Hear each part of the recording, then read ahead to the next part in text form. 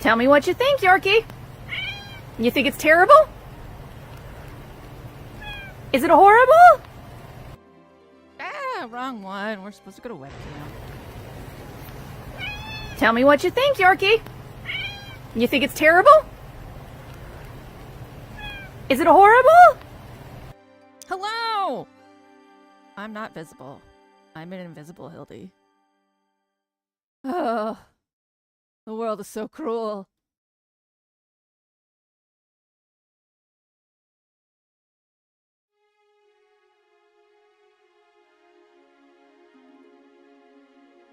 Eh? Eh.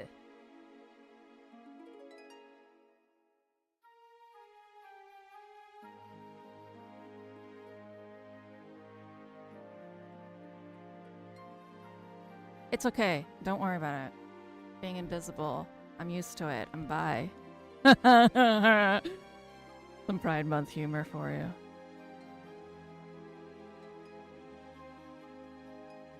Do. Maybe I'll have a webcam now.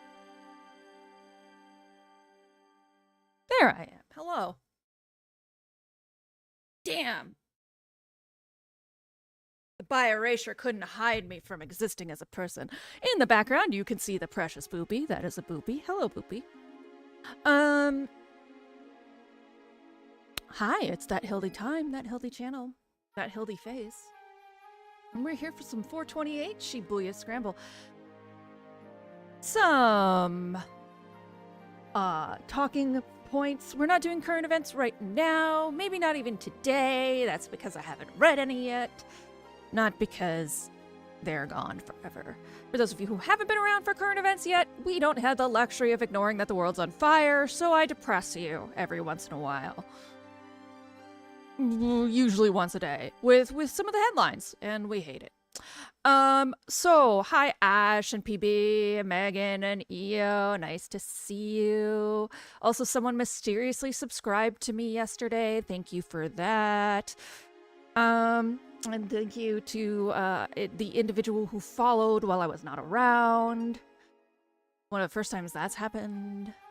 Megan, the Orange Menace had another online meltdown last night. Nothing exceptionally kind of... Well, okay, yeah. So we just had some theater again. Yeah, you know. The usual. The usual. So... What am I doing? What was I doing? I'm shutting off my limiter. It's very dangerous. I'm sorry if it if it ruins your life. But I am shutting it off because I have lost several performative things to me blowing out the mic. And so I am trying a thing to, have it be audible all the time, maybe. So on my birthday, of which Shaden says I turned fucking 50, the bastard.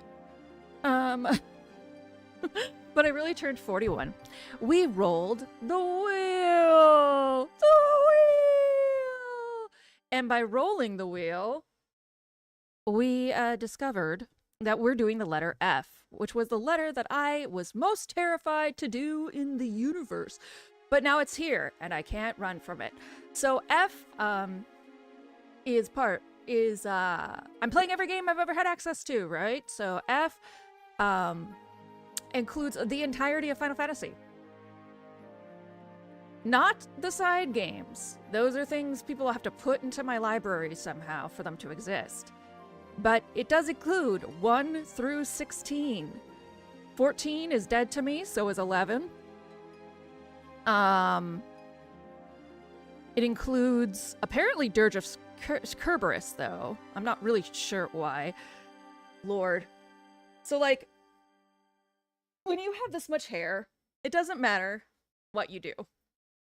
You can have your hair in a braid all night to avoid a knot. You can do whatever you want, and then you can wake up with a giant fucking boof of a knot on the back of your head anyway. So yeah, it's like get it out of the way first. So we will be starting 2048 read-only memories.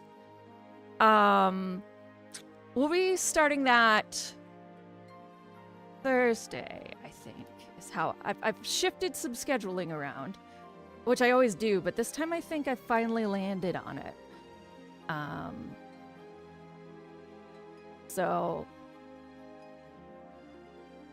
And then once that's done, we're going to be switching into Fable 1. Okay, here we go, yes. So today we're actually doing Satisfactory this evening. Tomorrow is Baldur's Gate 2. Thursday during the day is RimWorld Modded. And then 2048, it's 2064. 2064 read-only memories. Friday is also 20... So I don't like doing headliners with a split in them, which is why we're shifting headliners down to Thursday, Friday, and then Saturday, but it's Saturday at 7, the usual time. So that should be fine for those of you like Megan who are used to maybe having time with Hildy in the afternoon. And then Sunday, Satisfactory will be taking the evening spot on Sundays. As Oddish is now streaming as Satisfactory 3 times a week during the day. And we're parallel playthrough, which means I gotta do 9 hours a week. 9 hours a week.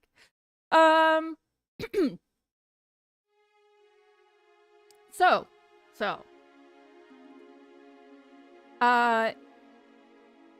We did scheduling business. We talked about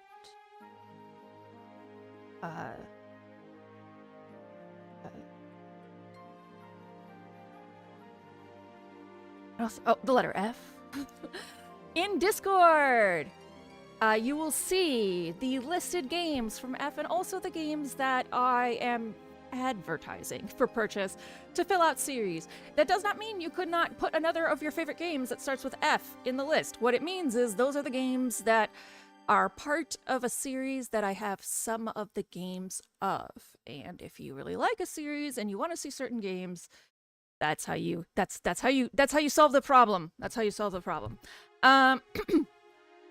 Okay, enough of that. Let's play some Shibuya Scramble.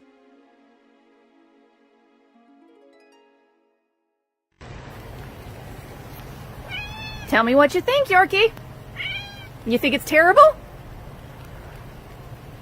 Is it horrible? It's always horrible. They got to play outside for like an hour yesterday, and they were still today like, no one loves us, and we never get to do anything fun. I think it was even more than an hour. Game capture properties. Oh, he looks so snoozy. Look at my cute little kitty. You're such a cute little kitty. Not that kitty. Get your mind out of the gutter. It's Booby in the background. Perverts.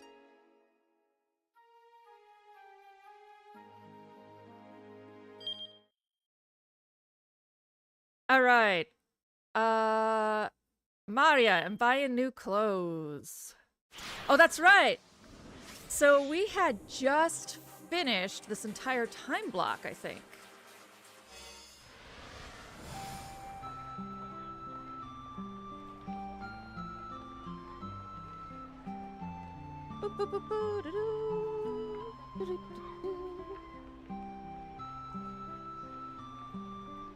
You have carpal tunnel. Use controllers when you can. Tink.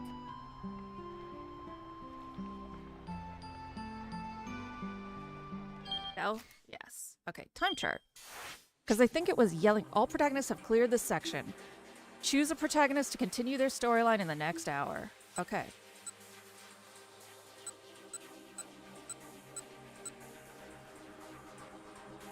Okay. So yes, we did it! We've made it on to the next block, which means I have to add that to my title, maybe. That's like my pretending to be goofy, I guess. Wait, hold on. Oh, damn it, I used to be able to do this.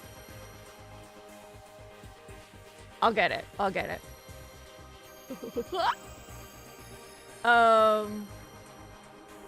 Okay. No, yeah, because I'm doing Mickey.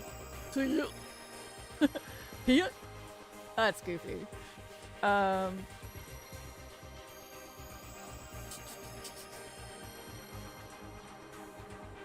Yes, I'm gonna make sure my ADHD is strong. Victor!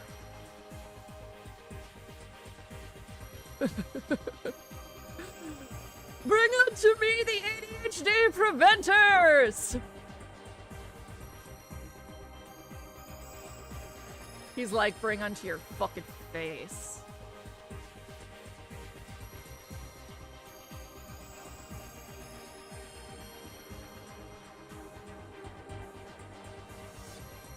There we go. No spoilers on my channel.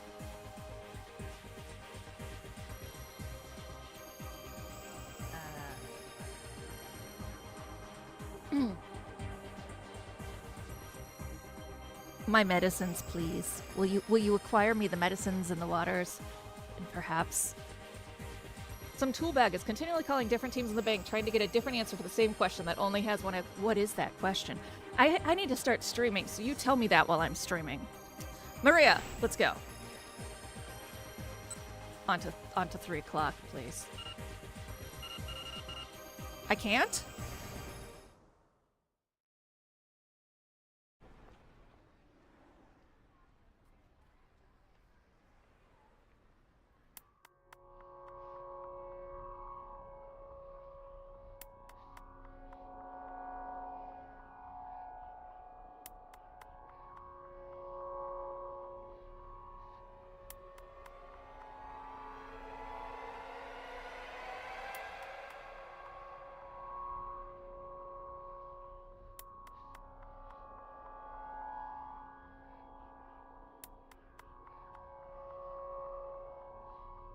This guy needs a manicure. Look at that fucking... Look at those hangnails, my dude!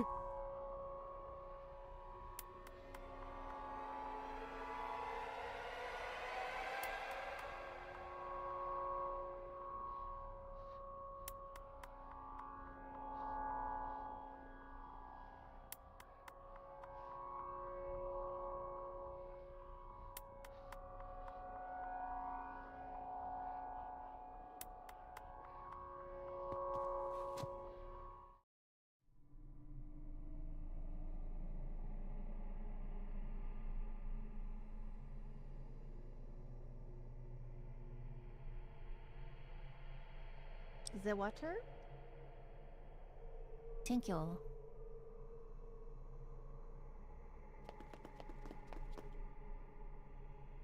Yes, I know. I'm just trying to go to the next block. Once again, Itami or Maria gets a gun pointed at their head at the end of an hour.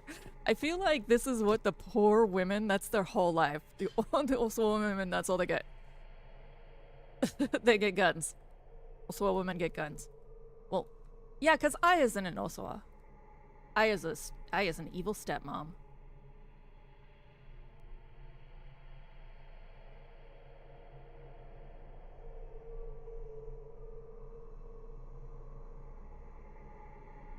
You know, we continue. On to 3.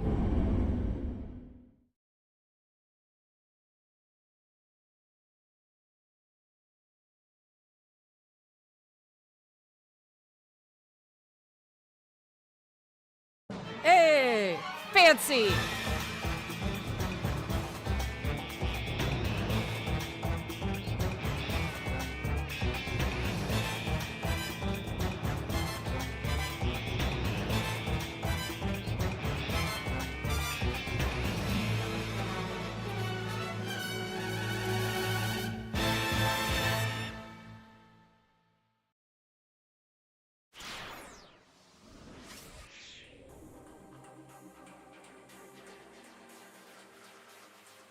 I don't like that quote. What are we doing? Hi, Neuro. We playing some 428 Shibuya Scramble. You just saw the channel change. All right, we're just gonna start with Maria. This is wild. Have you never actually seen this? Okay. Okay, Megan. All right. Yeah, that's... Oh. Wait, hold on! Is my name Hitomi Osawa? At my shout, the man with the cane hesitates, his finger on the trigger. Just wait, Nero. This is a wild game. What do you mean by that? Okay, hold on. We got confused, people. So, real quick summary of this game. Like literally the quickest I can give you. There's a man named, oh, I forget Osawa's first name. There's a man, Osawa, who works in pharmaceuticals.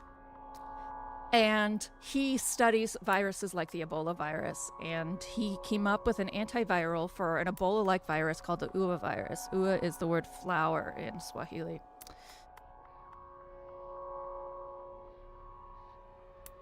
He has twin daughters, Hitomi and Maria.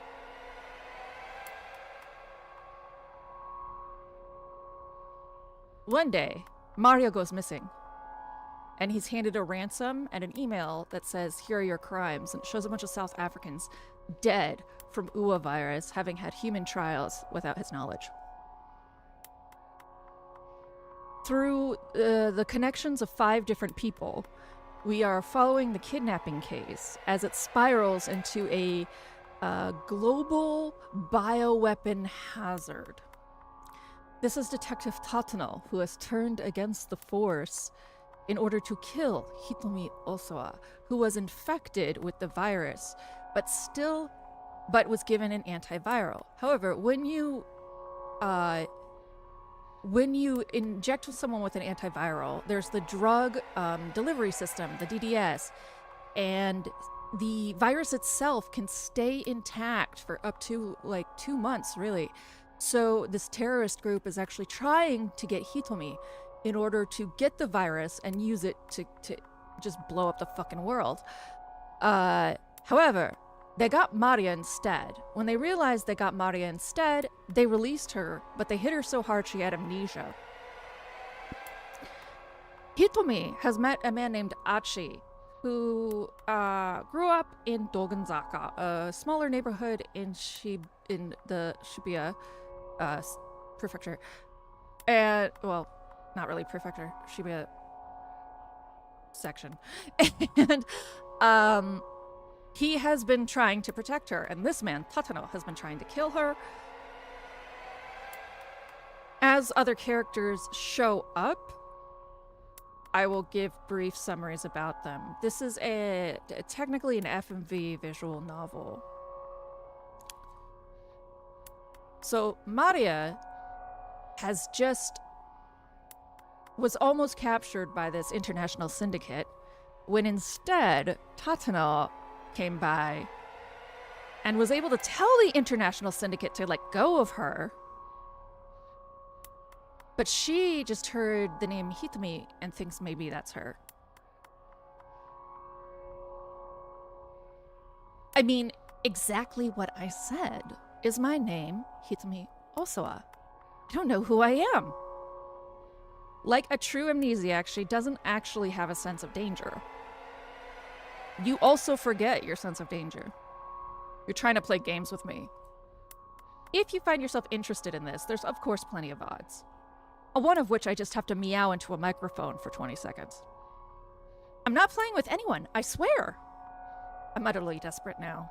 Getting killed is one thing, but who wants to die without even knowing who they are? Tell me, am I Hitomi Osawa or not? The man gives me a good hard look. Damn it, I wonder.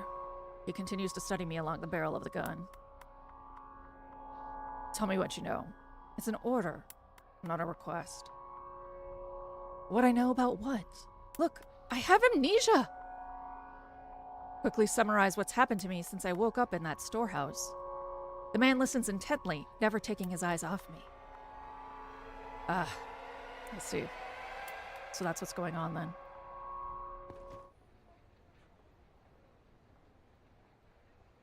Once I'm done with my story, the man with the cane sits down on an empty soda crate. Seems he believes me at any rate. That's relief, nothing else. So then, am I Hitami Osawa? No. Then who is Hitami Osawa? Is she someone who looks like me? Shut your mouth and spits. Just be quiet. His expression is vacant. What am I gonna do? He mutters to himself. I'm not Hitami Osawa. Does that mean you don't have any business with me? Seems so. In that case, can I go?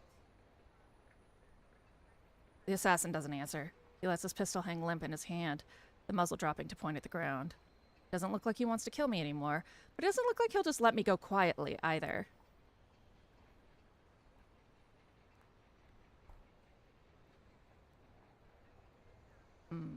Are we gonna risk our lives to protect a stranger?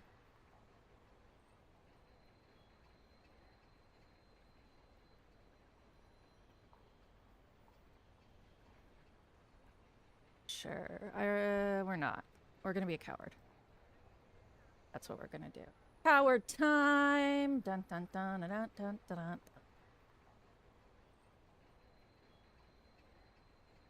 I remain motionless, waiting for an opportunity to run away. I might not make it in time. The man murmurs to himself under his breath. Not make it in time for what? I'm curious now, but this is hardly the time or place to try to find out more. I've learned for certain that I'm not Hitami Osawa, which basically tells me nothing. I'm right back to square one on figuring out who I am. The assassin has gone quiet, sitting on a pile of crates. He seemed lost in thought. Still, I don't dare to try to get away. All I can do is stand and wait and mull over my own situation. Just, who am I? I ask myself again and again. I am.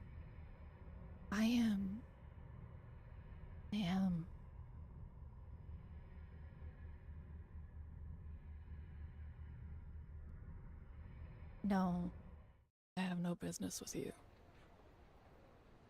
Go, don't worry. I won't follow you. Wonder if I can believe him. Maybe he's just trying to get me off my guard so he can shoot me in the back.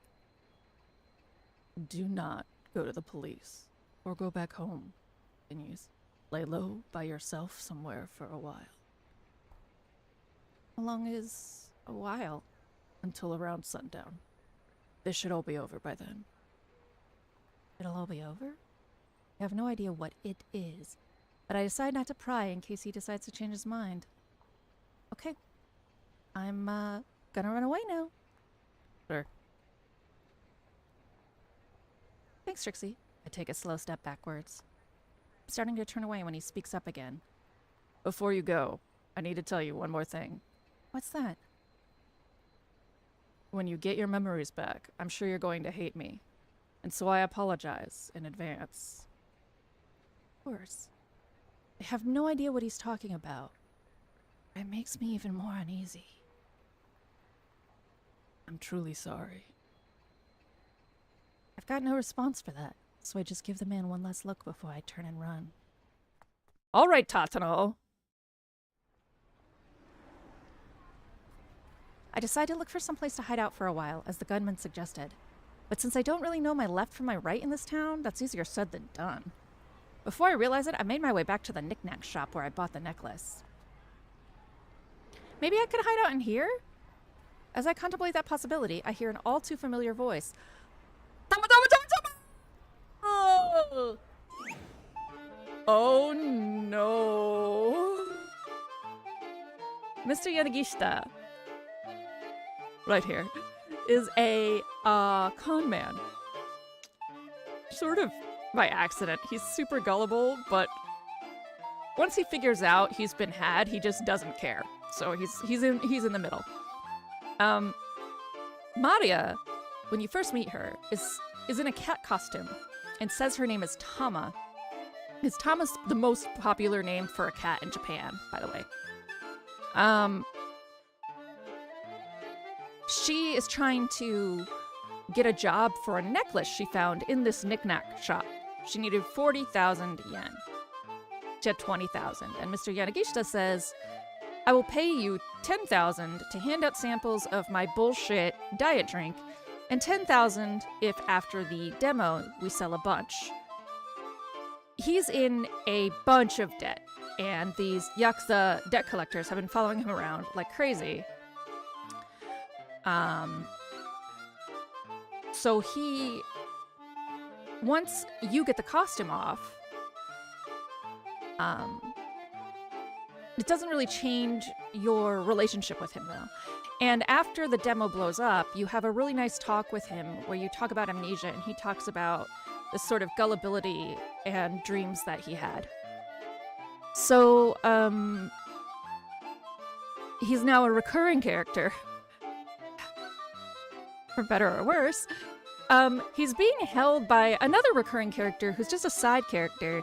You meet him when trash gets thrown at his hand first by Achi, the guy that's helping Hitami. And then he runs into Midorikawa, a reporter you'll meet, and gets upset about that. He's usually a foil.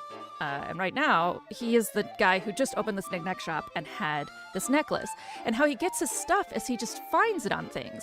So there's a high chance he took it off her sleeping body, or they had ripped it off her while they were initially putting her in the storage room, because Maria was the one taken by mistake, and that's how it ended up in the shop.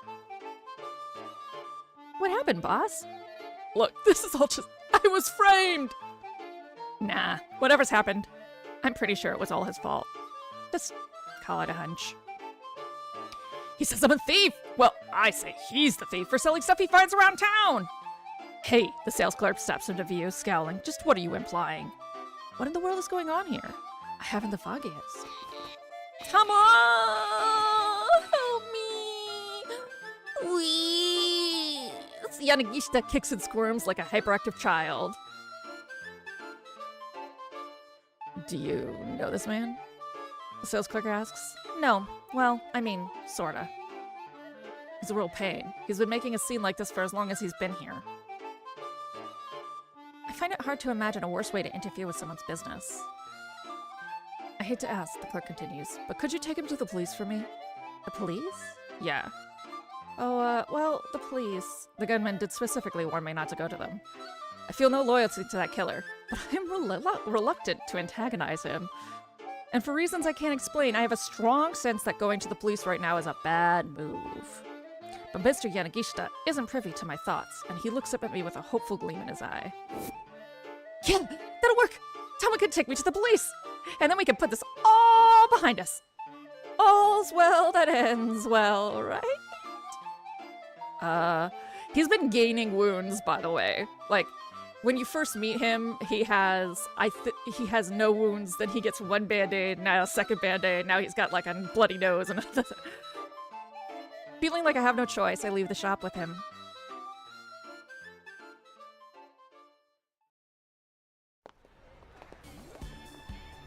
Okay, Mr. Yanagishita says excitedly as soon as we're out of earshot. Now, let's go find Chitty. Huh? Aren't we going to the What? No, we're not really gonna go. Oh man, I am so glad you showed up, Tama.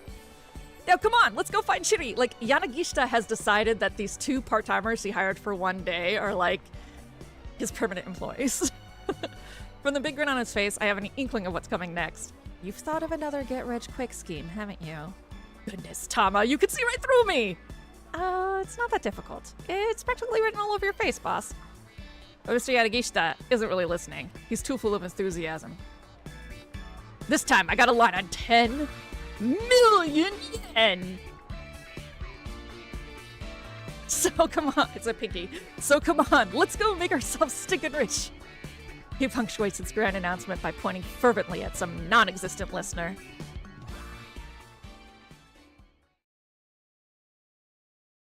Several weeks later.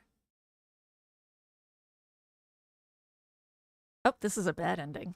Iron stomach. a celebration of truly astonishing appetites. When the mighty stomach triumphs over the endless cavalcade of I stand with Cheery on the winner's podium. The cheers and applause are deafening when the master of ceremonies makes the announcement. Cheery is the champion. She laughs with delight as she holds up the trophy that signifies her 10 million yen win. And me? I got runner-up. I wasn't too into the idea at first, but after giving it a shot, I found that professional gluttony kind of grows on you. Even I was surprised by how much I could eat, and I had to admit it felt kind of good. My memory still hasn't come back, but that doesn't matter anymore. I found myself a new purpose. To steal Cheery's spot on the throne. That right there is now my greatest goal in life.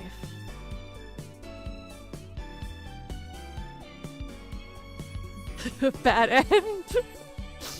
The throne of gluttony. And Tama never got her memories back. She ended up starting a new life on the competitive eating circuit, which may not be a horrible fate, but wouldn't it be better if she recovered her old life as Maria? Are you sure?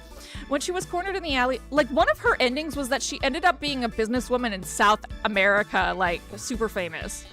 When she was cornered in the alley by the man with the cane, there's someone who could have turned up and helped her out, Yanagishita. But he can't do that if he ends up getting tied up at the knick-knack shop. Yanagishita's gonna save her? Oh. Alright, well, we can't get Yanagishita to show up through Maria's line. So, where Yanagishita is before this hour starts, Achi's probably closest, so let's try Achi. Doesn't it sound like Hit a little bit? So that's Hitami. In the much more... Oh, that's right. So Kanan! Let's talk about Kanan. Kanan, in fact, is the namesake character from the tens. I guess it's called the aughts, the early aughts, late aughts anime. Kanan. It was based off of the scenario that this game made and was written by the writers of this game. Kanan is a young Middle Eastern assassin. She met Maria on a business trip her father had to Saudi Arabia, I believe, and has been taken out the foreign syndicate whenever they get too close since last hour. However, I don't know anything else about her yet. Kanan agreed to answer Hitomi and Achi's questions. Hitomi knows Kanan. We don't know why, but Hitomi says it like Maria made friends with her in the Middle East.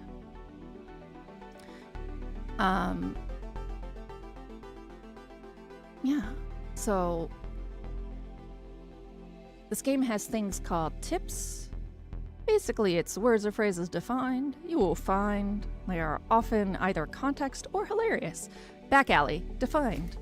Members of SOS, which is, Achi used to run a gang called Studs of Shibuya. Members of SOS don't come by here very much. Word has it that in this place, around 10 years ago, one man beat the crap out of 7 street toughs in the blink of an eye, all by himself. Over time, people have offered various theories that he was an assassin, that he was some foreign soldier, even that he might have been a ghost. And to this day, the urban legend lives on. It's probably Kanan.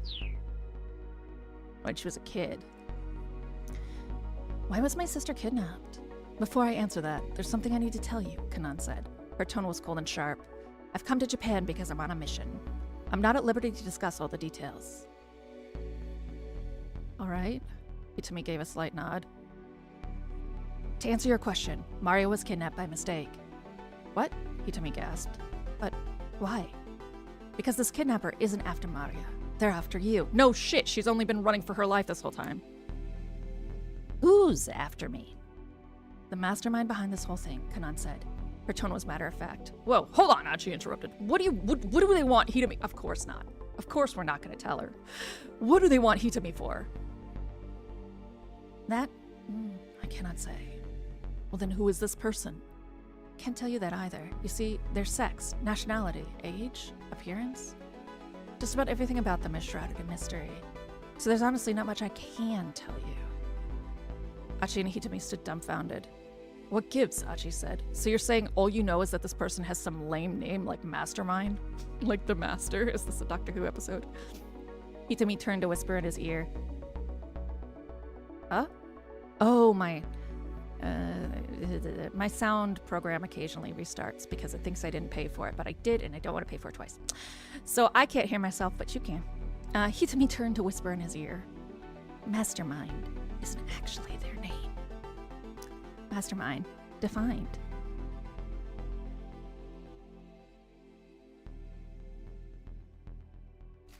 Originally used solely to refer to someone of remarkable intellect, the term first took on its criminal connotations in the 19th century. I'm here, Kanan spat, because I'm looking for revenge. Revenge? Hitami asked. That's not a mission. What for? This person also killed my friend. Kanan's inscrutable eyes flashed with a threatening gleam. Earlier, you said that it was your fault my sister got kidnapped, Hitami said. Kanan cast her eyes down.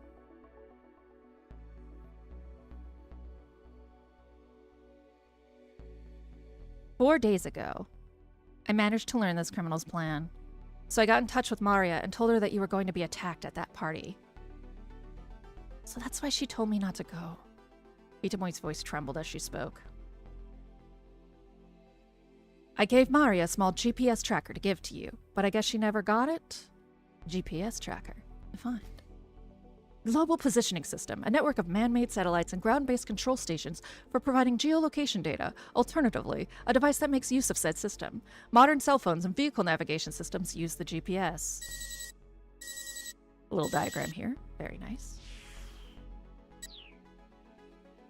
Itami shook her head. "I see. She must still have it then." She must still have it then!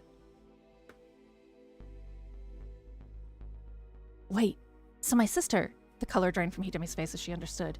"Yes," Kanan replied. "Maria acted as a decoy and let herself get kidnapped in your stead." Hitami swayed on her feet, shocked to the verge of fainting. Achi hurriedly reached out and caught her in his arms. "But wait," he said to Kanan as he held Hitami up. I don't get that either. Why didn't neither of them go? Then nobody would have been kidnapped, right? I mean, why'd her sister need to go and act as a decoy?" Kanan let out a tiny sigh. If she hadn't gone to the party, the kidnappers would have just found some other opportunity to come after her. Okay. Achi nodded. That sort of makes sense. "I'm betting that Maria's plan was to use the GPS to lead me to these guys' hideout. She wanted to keep her sister safe, and also figured she could help me with my mission. It's the sort of scheme she'd think of." "So then you can't use the GPS to locate Hitami's sister?" Kanan shook her head. "The GPS hasn't been powered on since she was kidnapped. It's possible the kidnappers took it from her." "Wait, what? So after all that, even you can't find Maria?" Achi slumped his shoulders in disappointment. "Didn't say that." "What do you mean?" "I got some intel from those syndicate members we met earlier. Apparently, sometime this morning they put Maria into a blue minivan, and since then they've been moving her all around Shibuya."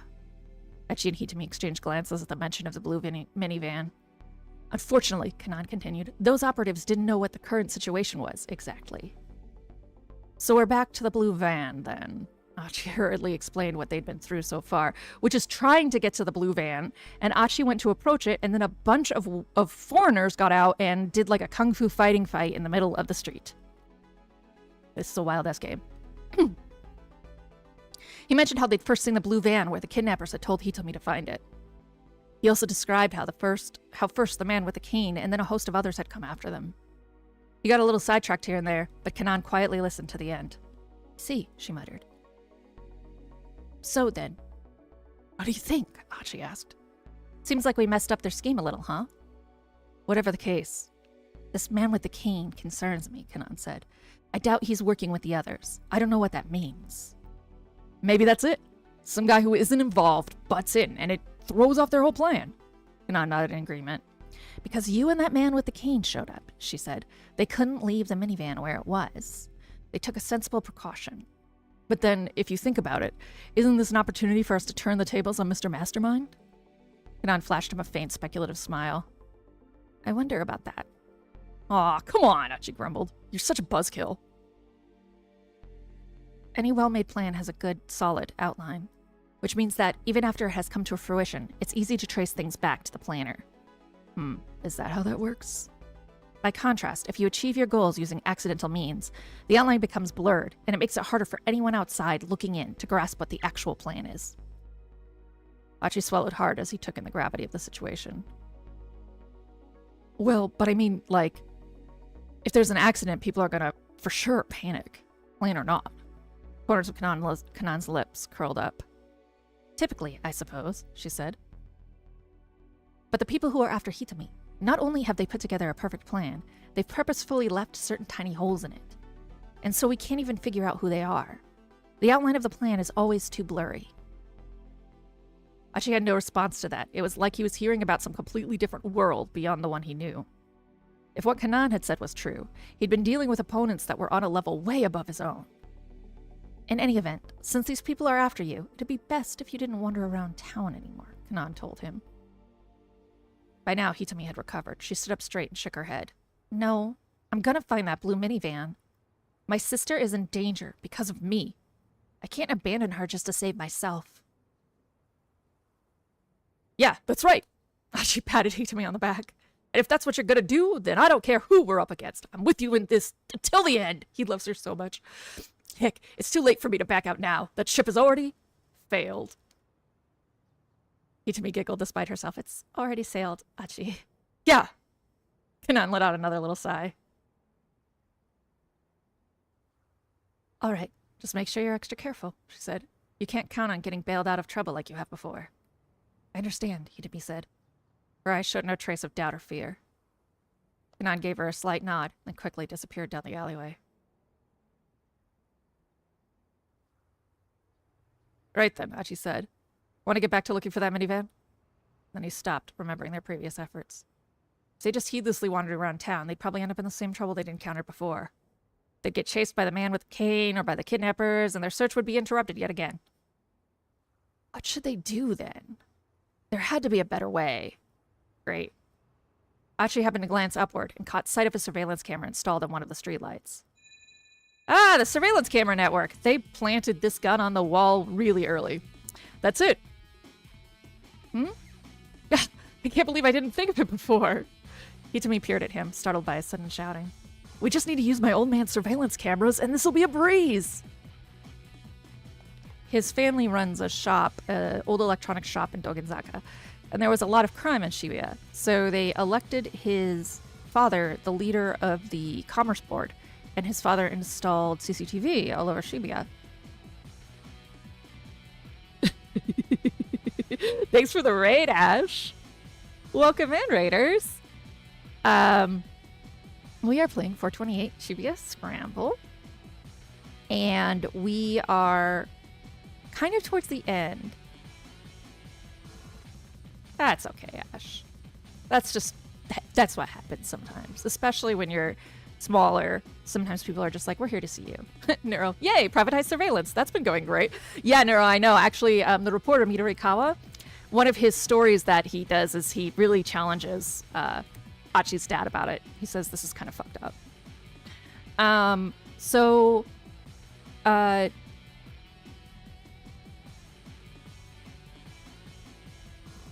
Welcome in. We're kind of toward the end of the game, Raiders, so don't worry about it. But you'll get context as we go. Where are we? We just had our meeting with Kanan. His destination, the security camera monitoring room in Dogenzaka. Achi didn't slow his pace until they were nearing the destination. Then he turned to look back at Hitami. He was about to ask if she was doing all right when someone close at hand called out to him. Midorikawa! This is the reporter. This is our reporter. Hey, mind if I ask you something? Have you ever heard of SOS? Achi stopped in his tracks as a stranger stepped in front of him. I thought you were doing other stuff for Osawa right now. The guy looked too old to be picking a fight with SOS. Achi regarded him with suspicion. Yeah. Why do you ask? Do you happen to be a member yourself? No. No. Not anymore. The man's eyes flashed with a gleam of recognition. Did this guy know who he was? With a broad grin, the stranger took a step closer. Achi's heart sank. He couldn't afford to get caught up in some new hassle right now. Hitami flashed him a worried look. Let's go. Achi and Hitami dodged past the man and hurried onward. Even if the guy was harmless, they needed to be on their guard. Midorikawa is not harmless. If anything, I feel like Midorikawa is the most dangerous person in this game. There was no telling, other than Kajiwara, who has the dimensional pocket. There was no telling just how many thugs and assassins were looking for Hitami. Oh, hi and bye! I am the Nightshard Lord! Nightshard. Hi, Simple! Rather than head directly for the surveillance building, Achi decided he'd better make sure the stranger wasn't up to something. Hitami followed as he slipped quickly into a back alley. There was no indication that the man was following them. What was that guy's deal? Hitami asked. No idea. But he sure seemed kind of fishy. Doesn't look like he's coming after us, though. They took a quick detour through another seedy back alley. No, Midorikawa is like a fucking STD. It can recede and you can have no symptoms, but he's there. He's always there. How you doing, Simple? Then, as they were starting to head toward their original destination, Achi felt a sudden searing pain in his back. I'm gonna quote that because I thought that was funny.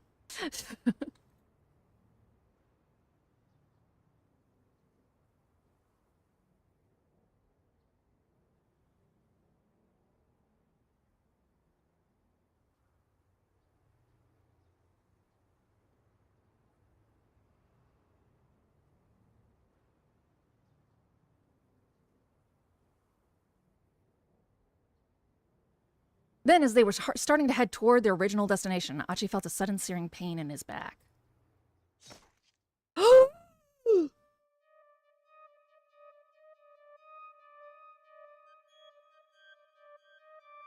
Be a bad end. This is a bad end. This is not real. This is a bad end. This is the worst timeline. This has to be one of the worst timelines. Glancing over his shoulder, he discovered that one of the foreign syndicate members had crept up and struck him from behind. Please be the worst timeline. Oh no. I've been stabbed. It's gotta be. No, there's no way they would have written something that dumb and a good ending in like the real story. I'm not even gonna scream for real because I'm so upset. Hitami screamed. Please, don't be a bad ending. Another man had suddenly appeared, grabbing her by the arms. Oh, this is the bad ending. They wouldn't. This is the bad. Hitami. Achi tried to reach out to her, but his arm was leaden. His body refused to obey his commands. As the attacker wrenched the knife from his back, Achi felt the blood gushing out of his wound. The knife is still there, photographer. The two men started to drag Hitami away. Damn it. He tried to pursue...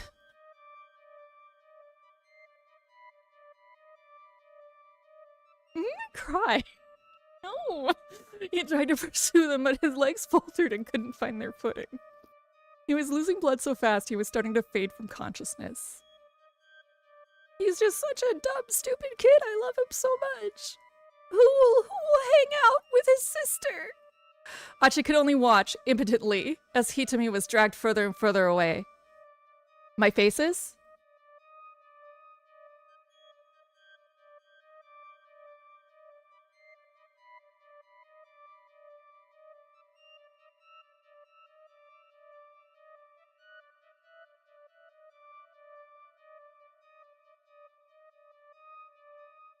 Camera Y.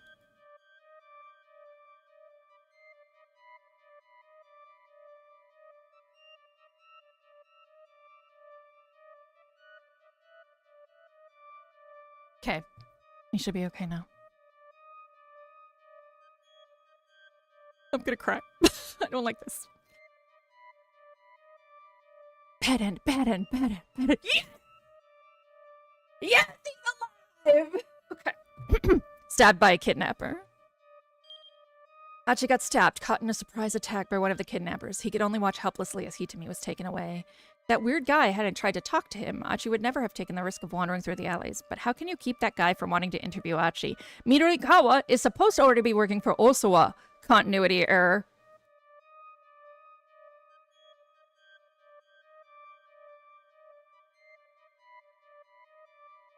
I guess we'll go talk to Midorikawa. I keep wanting to say Midorikawa because that's the last name of a character I know, but it's Minorikawa. Midorikawa, here we go. He runs because he's in a hurry for a really impossible deadline. So Midorikawa, he appears to us when he is working on an article, and he receives a call from a guy who runs a magazine called 4-Star General Gossip at Heaven Publishing. We started with Maria. We're working back towards her. So, a guy who runs Heaven Publishing, who is very clearly distressed, and he's asking if he has time to work for him.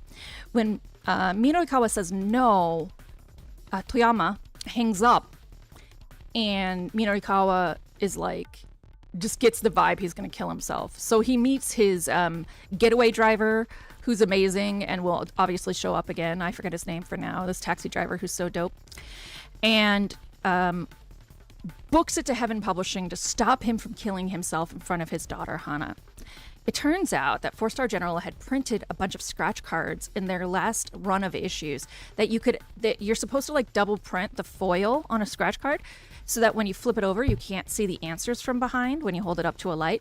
But they had fucked up and didn't do that. So they were in debt for, there were these 100,000 yen scratch cards and they were in debt for many, many million yen. The same Kimakuze's peak. Yeah, it's like Kimakuze or something close to that. It might be Zu. It might be Kimikuze, DZE. But he...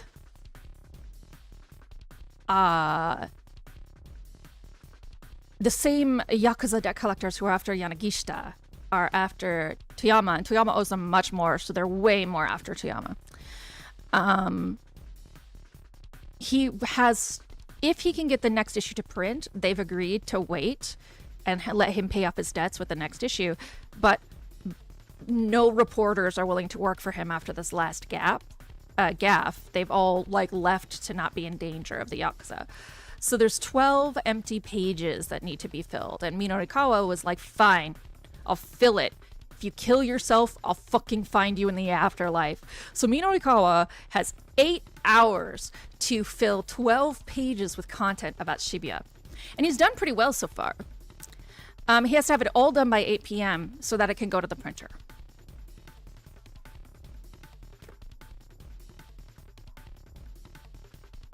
Wait a second. I feel like there's something I'm forgetting.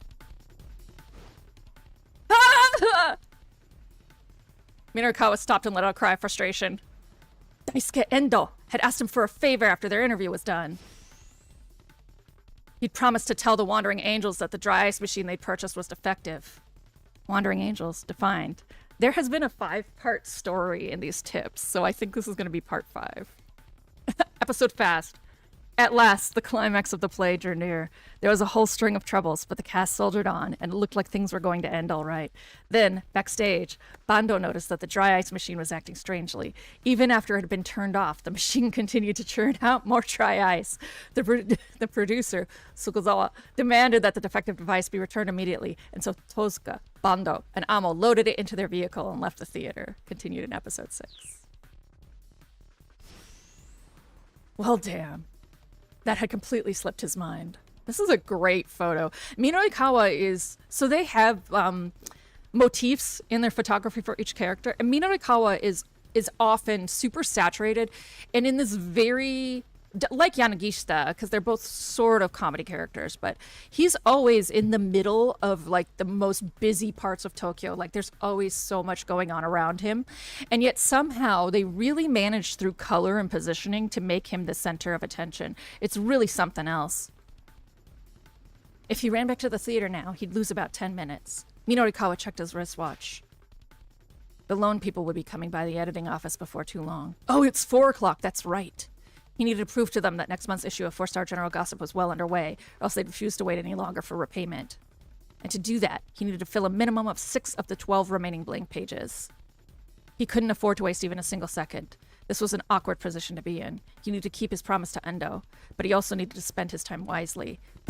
Guess I don't have a choice.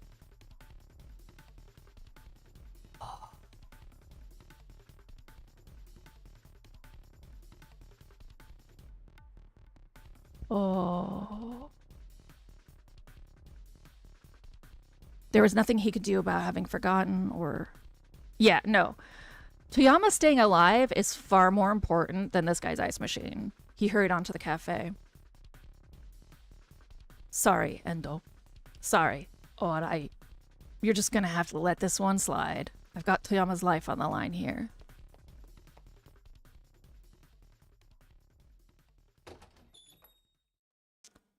He opened the door to the cafe with the practice of a regular. Cafe Lautrec. Oh, this waitress. So in the very beginning of this game, Achi saves this waitress from the 2 debt collector Yakuza. And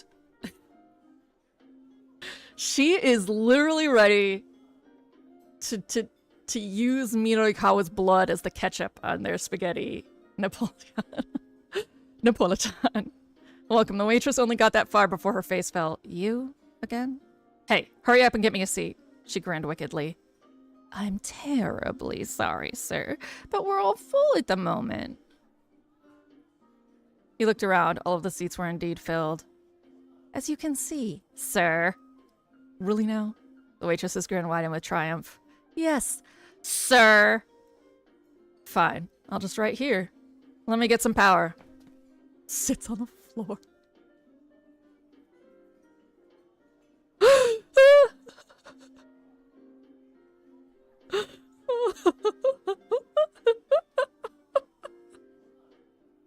Midorikawa is a savage. Jamming his power cable into a nearby outlet, Midorikawa plunked himself right down on the floor and booted up his laptop. The waitress watched in dismay, then turned to stare vacantly up at the ceiling. Just do whatever you want, she muttered vaguely.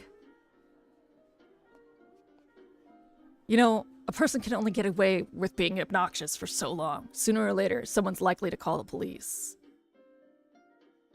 Oh, it's Yanagishita! Oh, I thought it was, Hano's fiance's dad, Shizuo. So I gave him a mean, gravelly voice.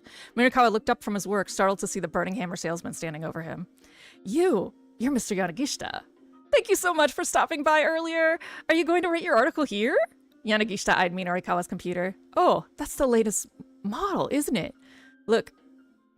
Ho, mukate kurukura. I've either been unfollowed or followed. Couldn't tell you. Every time I hear Dio, that's what it means. Oh, mukate kurukura. I think I've been unfollowed. Which is like the downside of the program I used. It's called Firebot. And if you have it linked to followers, it actually plays your sound alert when you're unfollowed.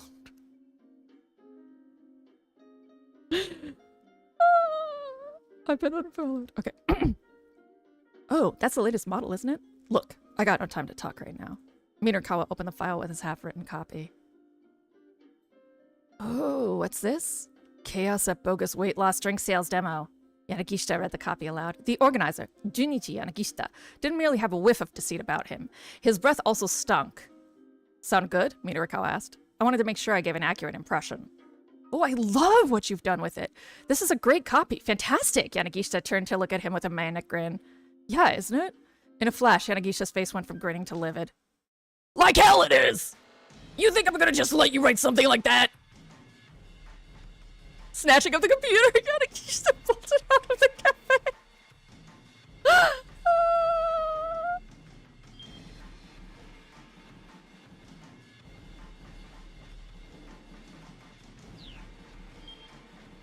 Hey, get back here! Midorikawa leapt up to his feet and rushed off in pursuit. I don't know, they're both kind of silly, But Midorikawa doesn't have a sense of humor. As he sprinted madly along, Yanagishita turned down a narrow alley. Midorikawa stayed close behind, desperate not to lose sight of him. His quarry began to weave his way through the back alleys of Shibuya. The guy clearly knew his way around town. By Miyashita Park, they zipped up onto a pedestrian bridge. Just where the heck was this idiot going? Halfway across the overpass, Yanagishita suddenly stopped. Confused, Midorikawa stopped as well. "Give that back!" he called. Oh shit! This is an exact mirror of the beginning of the game. So, the kidnappers said they wanted a black attaché case full of 5 million yen. And Kano chases this guy to the overpass. Kano is a detective you'll meet. And the guy just holds the attaché case over the edge like this. The next moment, Yanagishita flashed a mocking grin and dangled the laptop over the railing. I actually used to have that MacBook. Uh-oh. Midorikawa lunged toward him, but it was already too late. The laptop left Yanagishita's hand and went spinning down through the air. Oh, let there be a motorbike down there! Oh my god, let there be a motorbike down there! Then, as the two men struggled, Yanagishita himself toppled over the railing. Without hesitating, Midorikawa jumped down as well. What?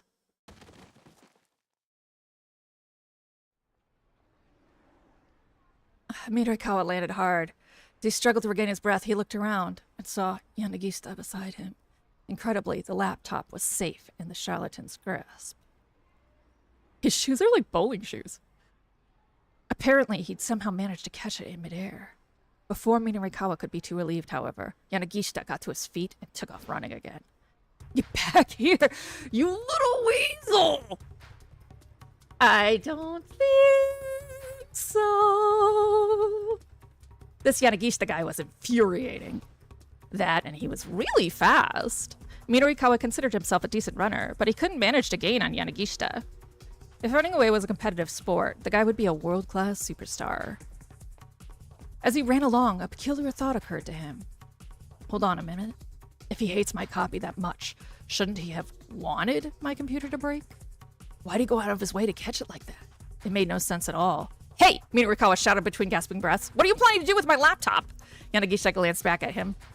"Gonna sell it! Sorry about it!" "What?" Midorikawa was taken aback. "Consider it compensation for defamation of character." Defamation of character. Defined. In the civil sense, the act of unlawfully damaging another person's character or reputation in the public eye. In the criminal sense, the act of disseminating damaging facts about an individual to an unspecified large number of people. Come on, get real! It can't be defamation if the article hasn't run yet! Then consider it in advance, on compensation.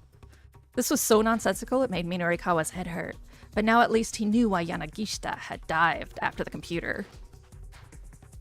The thief continued to weave his way through the side streets. His speed didn't diminish in the slightest. Look at how he runs.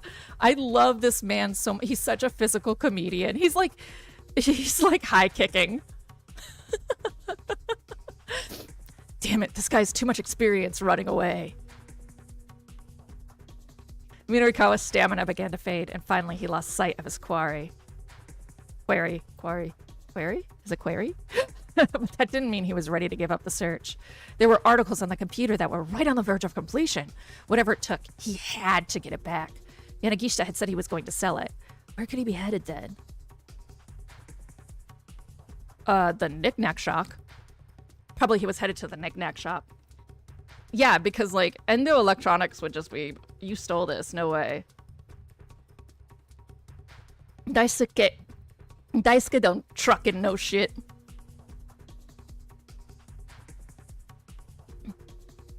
The British flag, it's Burberry store back there. Burberry Black Label. Midorikawa recalled seeing one near the Burning Hammer demo site. Are you British, Ash? He also recalled seeing a poster outside the place that read, "We buy computers at top prices." Burberry, it's a British brand. Damn, Oh, I actually remember seeing that PC sign. The guy had led him on a wild goose chase. That shop was surely where he was going to sell the laptop. Gulping a deep breath, he headed in that direction. Oh, is this how Yanagishita gets tied up? There you are, Yanagishita! Midorikawa burst into the shop and sent her guy, an accusing finger pointing squarely at the thief. Yeah, hyper-saturated, very busy, contrasting colors. Listen! There's no way I'm buying a computer that doesn't have a power cable. Details, details. All you sell here is junk, anyway. Yanagishita and shopkeeper had gotten into an argument. Midorikawa recognized the shopkeeper. It was the guy he'd run into on the roadside earlier. That computer belongs to me, Midorikawa shouted as he marched up to them. Give it back. Yanagishita clutched the laptop to his chest. Nuh-uh! I need the money! Knock it off. You're acting like a child. Midorikawa tried to slap him out of his tantrum, but Yanagishita ducked to avoid the blow. And then, bizarrely, Yanagishita froze. Fierce gleam came to his eyes. He broke into an incomprehensible stammer. That's it? Yanagishita snatched up a flyer that his gaze had fixed on. Iron stomach, huh? This, right here, is my little bluebird of happiness! He cried. You know what? You can have this. Yanagishita shoved the laptop into Midorikawa's arms. And welcome to it, you idiot! I don't need no worthless computer!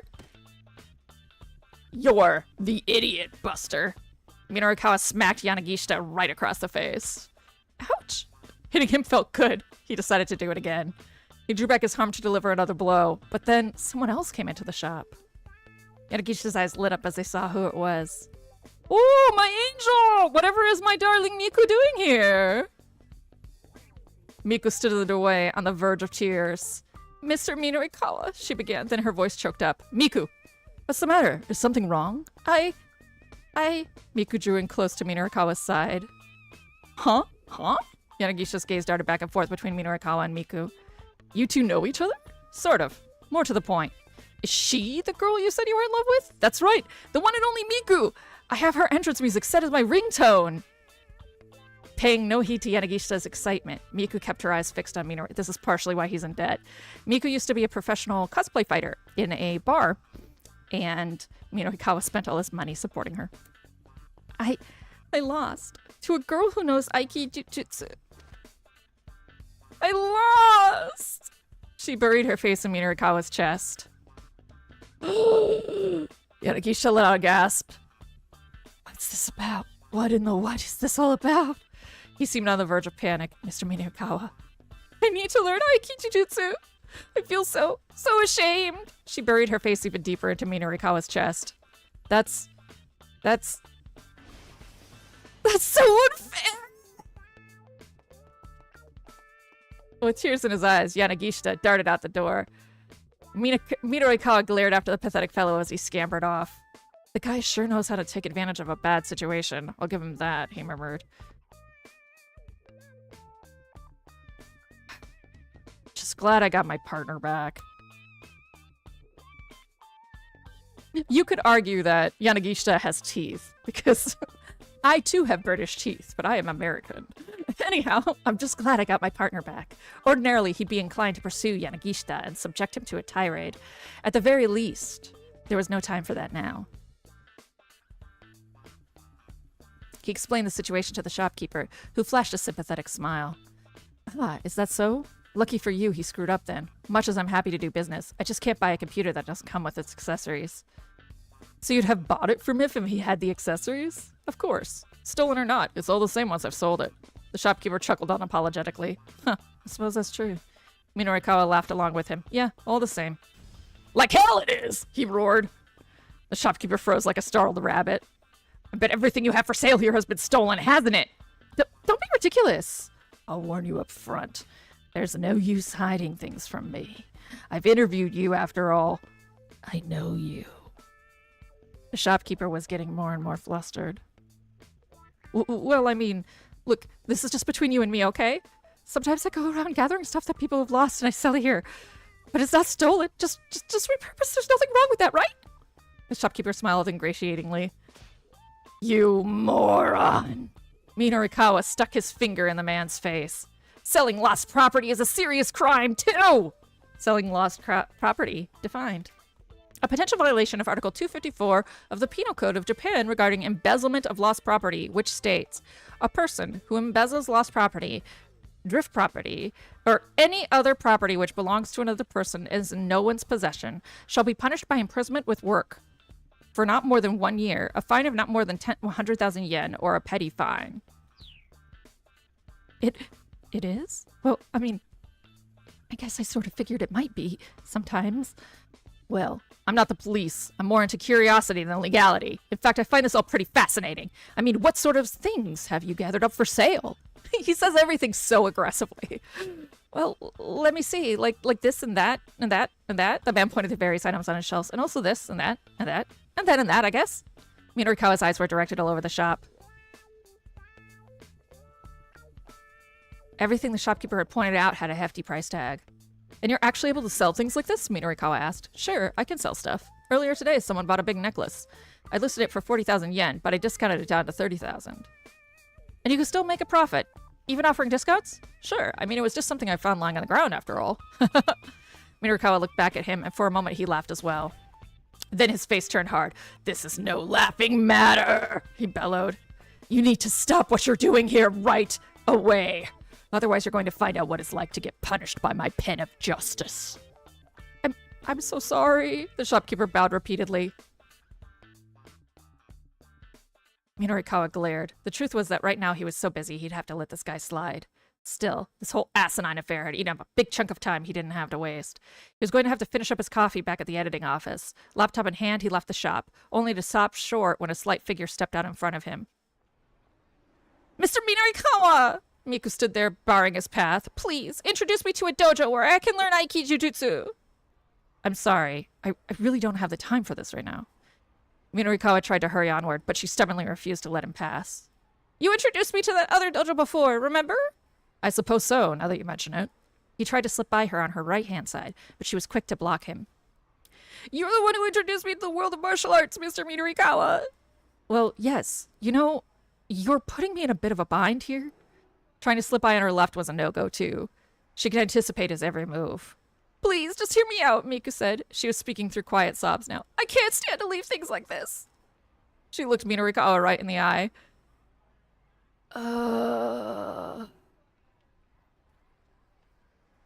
This is a good opportunity for you. You can find something to do with yourself that isn't martial arts.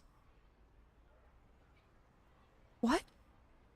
You were the champion at that one pub, right? Maybe now that you're done with that, you should find a more girlish line of work instead. Wow! That's not... I wouldn't have picked that if that's what he was going to say. Miko began to tremble. Yeah, he deserved that. You jerk! Miko delivered a blindingly fast slap to Midorikawa's cheek. Why'd you have to put it like that? You're so mean! Bursting into tears, Miku ran off. Hey, Miku! She gave no sign she'd heard him and didn't turn around. Midorikawa rubbed his cheek. It stung. For once, he actually regretted what he'd said. Maybe he shouldn't have assumed she'd be willing to just give up her hobby. He did in fact know of several Aikijutsu dojos. If only he had the time, he could have introduced her easily enough. Checking his watch, he saw that he only had 30 minutes and change until 4 o'clock. There was no more wiggle room at this point. These articles needed to get written, and fast. He needed to get back to the editing department. And yet... Oh, damn it all to hell, I can't get work done like this! Midorikawa broke into a run. But he didn't run for Heaven Publishing. Instead, he went after Miku. Keep out. I feel like this is a very long, bad ending. We're gonna... Okay, so we've done Midorikawa, Mari, and Achi. Let's go to Kano. He's just in between Achi and Midorikawa. We'll just do that. Hello, Kano. This is the Fiffy-Faffy detective of Fiffy-Faffiness. Kano is working with the FBI, or the CIA, or however you want to say it. He's working with Stanley. Jack Stanley. The most American generic name ever.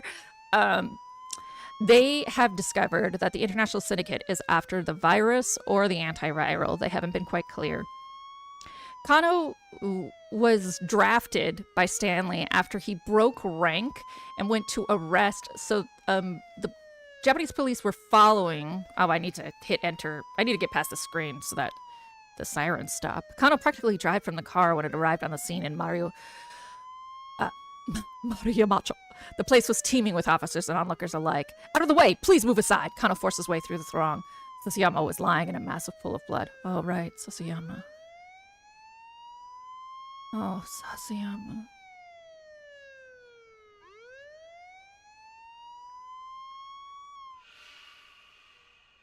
Kano rushed to his partner's side. The knife was still embedded deep in Sasayama's belly. His handle shuddered each time he drew a labored breath. Guess I messed up. Sasayama could only manage a raspy murmur. Please, I'll try to talk, Kano urged. It's like he's celebrating Nemesis' birthday. Sasayama drew a small package from his pocket. It had been neatly wrapped and fitted with a pretty little ribbon. Here, give this to me, Chan, for me. Kano shook his head. No way. You can give it to her. So, never met me, Chan, huh? So pretty. Probably surprised. I know. You've told me all about her. Kano, please. Give this to my wife for me. Mustering up the last of his strength, Sasayama pressed the gift into Kano's hand. Sasayama's hand dropped back down into the puddle of blood. The paramedic team finally arrived at the scene. Sasayama was loaded into the ambulance. Kano felt a surge of rage roiling inside him. Tariko Karawan, clenching his fist so hard his nails dug into his palm, he marched over to the captive Al-Karawan. You son of a bitch! He wound up for a punch to Al-Karawan's face, only to have his arm caught forcibly by the elbow. I swear to God, Stanley. Oh, it's Stanley! Spinning his hand around, he found Stanley standing there. Let go of me, Stanley. The American had a grip of steel, and Kano's arm wouldn't budge. They allow you to assault suspects here in Japan, do they? You fucking piece of shit. Any mistake Kano makes, this racist son of a bitch is like, oh, they let you do that in Japan. Kano bit his lip and then lowered his shaking fist. No, of course not, he growled. Al-Karawan let out a nasal chuckle as he watched the pair. With a cold glare, Stanley strolled over to him.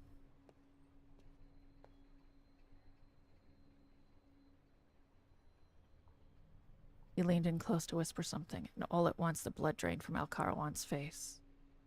Visibly shaken, Al-Karawan said something back to Stanley. Stanley gave a slight nod, then left the captive with the police escort. Kano went over to him. Hey, what was that all about? Don't you lost in translation me? Apparently, Al-Karawan gave Hitami some instructions, told her to get into a blue minivan that was parked along Dogenzaka. So Stanley's hunch had been correct. But why had Al-Karawan confessed so quickly? How'd you get him to talk? You don't need to know that. Turning on his heel, Stanley went to report the news about the blue van to the task force. Kanan has to be his sibling. They handle their hair the same, they handle their costuming the same, and when they show frontal shots, it's always the same expression. Kuza, the director, immediately directed the detectives nearest Dogenzaka to look into it, but they found no blue minivan in the area. The order then came down for all personnel to search for the vehicle. So, Kano is lead detective, well, one of the lead detectives on this kidnapping case. And Sasayama was his partner, who was known as the cosplay detective. He'd dress up in a lot of costumes to blend in. They were all supposed to follow the attaché case after it was handed off by Hitami in the Shibuya Scramble, which is an area where everyone meets in Shibuya. And the international cartel had a bunch of fake attaché cases, and they were just handing them off between each other, basically keeping the cops busy. Kano knew this and was getting frustrated that Kuza, his director, was saying, don't arrest anyone. So he was following Tariko Karoan, who is the figurehead of at least the cartel. He was the one who talked to Hitami, and he finally snapped, and Sasayama and him arrested him. Only for Tatano, Detective Tatano, to let him out. But when he did that, Kuza was about to fire him, and instead Stanley was like, all right, you motherfucker, guess I'm hiring you. So Kano has become Stanley's subordinate.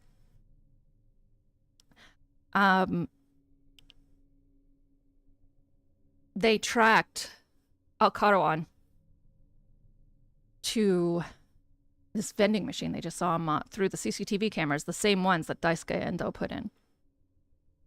And Sasayama was closest, so he went for the arrest and was stabbed to death. Sasayama had just gotten married a month ago. Bummer. Real bummer.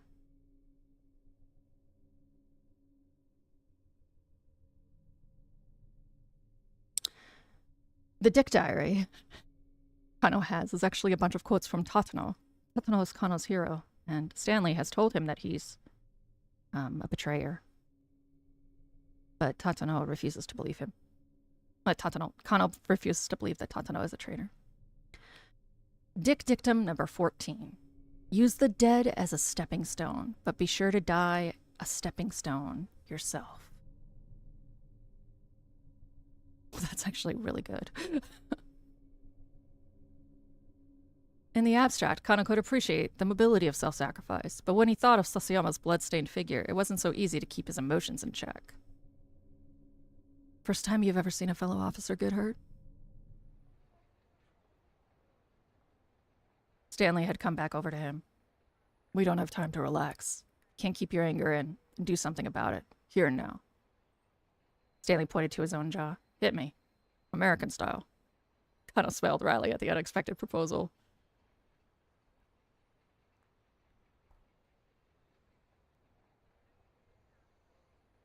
Yes. Welcome to Shibuya Scramble. My name is Dick Dictum, and I've been here the whole time.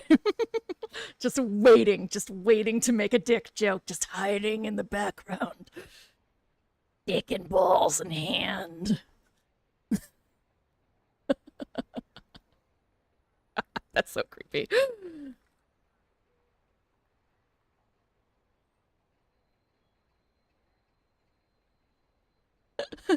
I said in hand, but and hand too.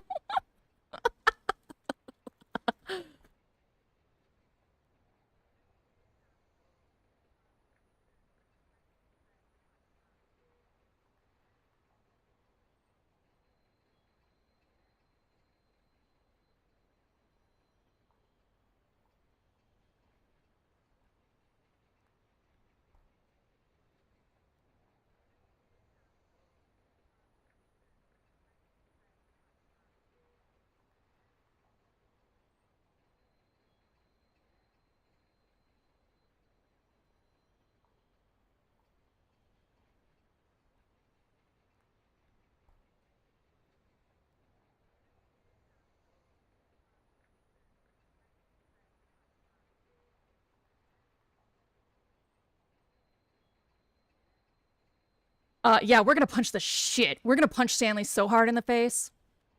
Without a word, Kano threw a punch. Stanley soaked up the rage-fueled blow, his face a mask of calm. Kano felt all the more miserable in the face of such unflinching resolve. If I weren't such a bumbling clod, Sasakiyama would never have... Hey! Don't blame yourself, Stanley said. You guys have been doing better than I expected. More sarcasm, huh? Stanley's mouth curled up sheepishly and he held his hands wide. His voice suddenly cut in over the wireless. We've located the blue minivan. It's in Jinan Wanchom. Is it Chom or Chome? It's Chom. On Kondori. Hitami might be there. And maybe the kidnapper's ringleader would turn up too. On pure reflex, Kano broke into a run. Stanley followed close behind. They sped through the back streets, making their way toward Kondori. Kano was a pretty fast runner, but Stanley kept up with him without apparent difficulty. Were you in the army or something? No, the Marines. Marines, defined. I'll have to find it, so it'll get added off stream. United States Marine Corps, a rapid deployment force specializing in amphibious, unless you can find it, you can use the quote command. A rapid deployment force specializing in amphibious landing operations, an independent branch of the armed forces, along with the Army, Navy, and Air Force. The Marines' motto is Semper Fidelis, Latin for always faithful. But yes, Ash, the answer is yes. We can quote it. Yeah, it's on YouTube chat for the last session. So, I'm not going to go do that now, but I will do that after stream. It wasn't much further to Kolandori. I don't know. If we find that van, don't get too close. Oh, they came back? Whee! It's the tumbleweed! Hello.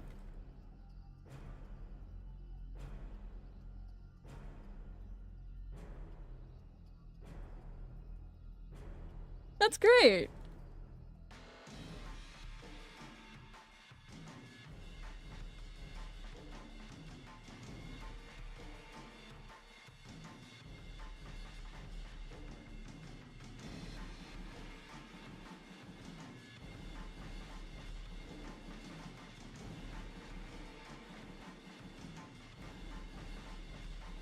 I mean, like I said, I'll find the stuff from last time, but I'm just not going to do it now.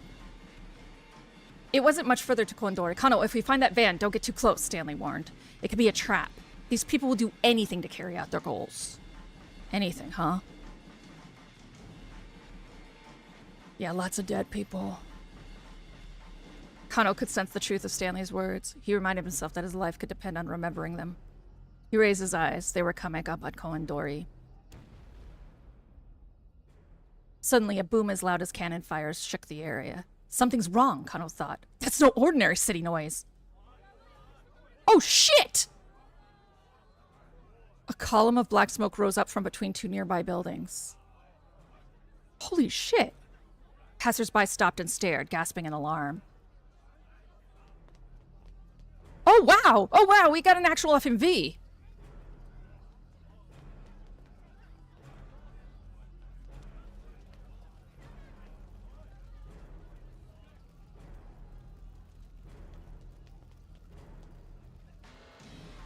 It's from the opening! The opening when the blue van exploded! Then Kano saw flames. This hadn't been an accident. Someone had set off an explosion.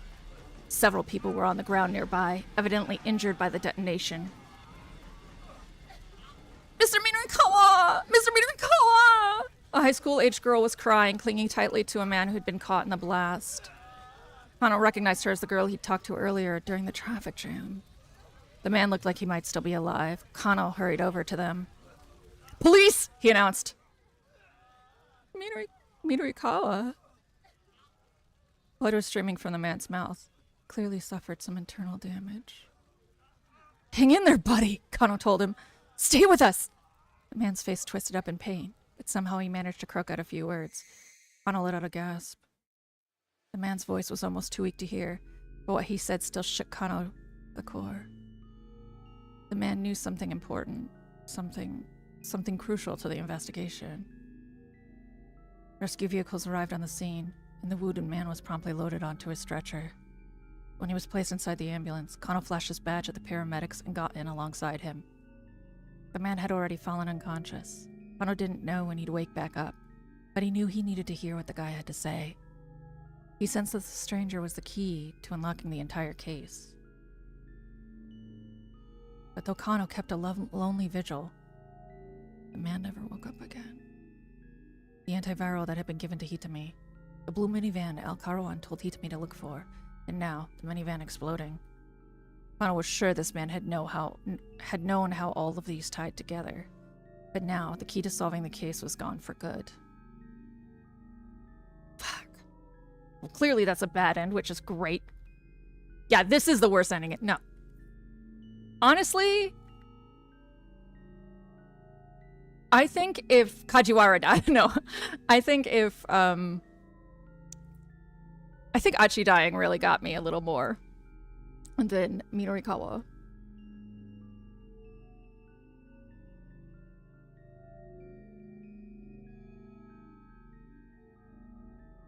Alright. Number 42, a blown lead. Gladly, this is a bad end. Kano tried to get information from a man who was caught in the explosion, Midorikawa, but he arrived too late. If Midorikawa hadn't been caught in the blast, things would have gone differently for Kano. At 3:30, somebody shouts something, and depending on what they shout, both Kano's and Midorikawa's fates may change. Okay. Okay. Okay. Okay.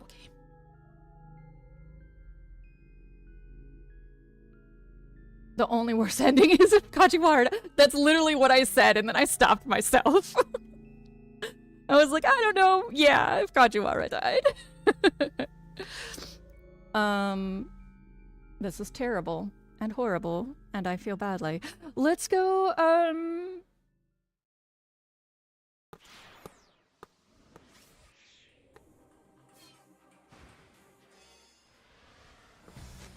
I'm trying to think of who could shout. And maybe that's Achi. It's only a little bit further now. Do you want to walk? Because Osara wouldn't be there for sure. You got to honk shoes? All right, Ash. Get a good sleeps. Good sleeps. I'll be all right. Achi, look out! Buy some egg fried rice. You want to give me the money for that? No, I could. But do what? Looking ahead again, Achi saw that they were bearing down on a young grade school girl. Her head hung in dismay. Achi hurriedly caught the girl up in his arms, because this is who Achi is. If he sees something, he picks it up. It's Hana! The maneuver kept her out of harm's way, but the momentum swung her high up into the air. She dropped a sheaf of paper she was carrying. As luck would have it, the papers fell amidst the trash scattered along the road. Whoops! Sorry! Achi stopped to gather up the sheets of paper, noting that each was adorned with some sort of writing. Here, looks like they kind of messed up, though. The pages had landed in some kind of spilled liquid. Most of them had gotten stained. It's all right, the girl said gloomily. You should just throw them away. It's not like I can sell them now anyway. You're going to sell them? Hitami asked. We're sorry. Do you think you'll be able to redo them? Achi, is there a stationery store around here? Yeah, up at the top of Dogenzaka, Achi said. Here. He took a 5,000 yen note from his wallet and offered it to the girl. To buy new paper. I know I can't replace the stuff you wrote, but... The girl eyed the money doubtfully. But... It's fine. Go ahead. Take it. Thank you very much. The little girl spoke with surprising formality, then she turned and headed up Dogenzaka. Achi gathered up the trash and tossed it into a garbage bin before he and Hitami continued on their way. Stationery stores are the shit. In China, there were a bunch and I loved them.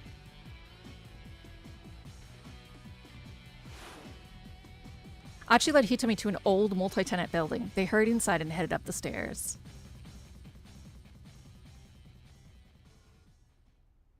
Behind the reception window on the second floor sat the custodian, sleeping on the job. Custodian, defined. Yukinori Kitajima. His main job is overseeing the monitoring room for the local surveillance cameras, but on the side, he also works as a novelist and game scenario writer. He often sleeps on the job during his free time, but sometimes while he's asleep, he gets his writing done. Just recently, a certain game was released, set in Shibuya. But since he wrote the scenario and emailed it to the game company while he was asleep, he didn't know about it until just the other day.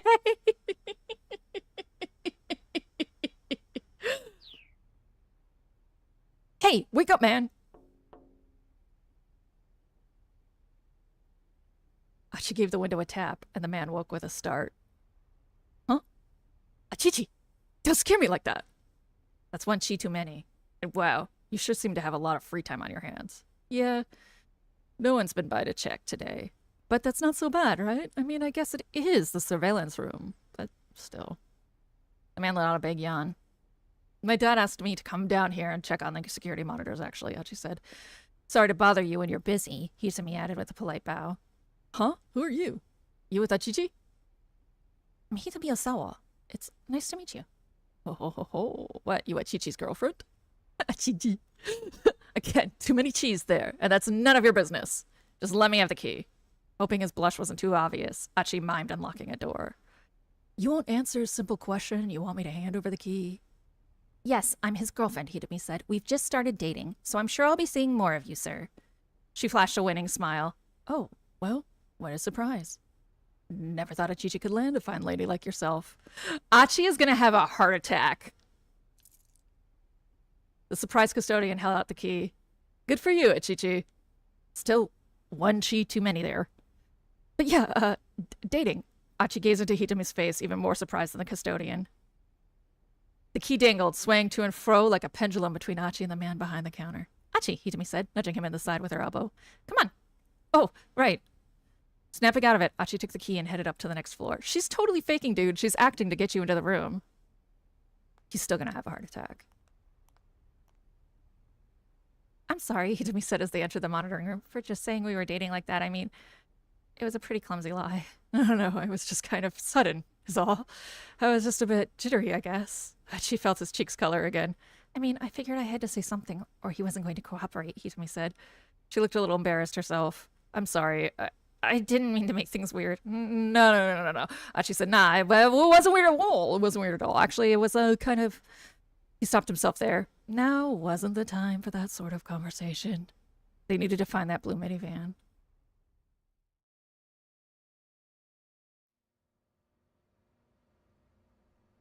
The surveillance camera monitoring room really was just a big office with a single computer. Hachi knew it well. So this is the monitoring system, he explained. He switched on the computer. You can see all of downtown Shibuya from this one computer. It's like this one old tower that makes noise when it comes to life. Hitomi gazed impatiently at the monitor, even though it wasn't showing anything yet. The look of sheer determination on her face held Achi in thrall.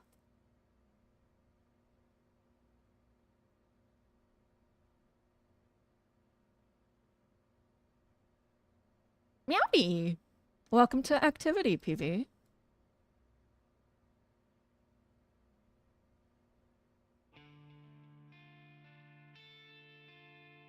You talk about how attractive your sister is, Achi murmured. But as far as I'm concerned, right now, you're the lovely one, Hitomi. Not now! Oh.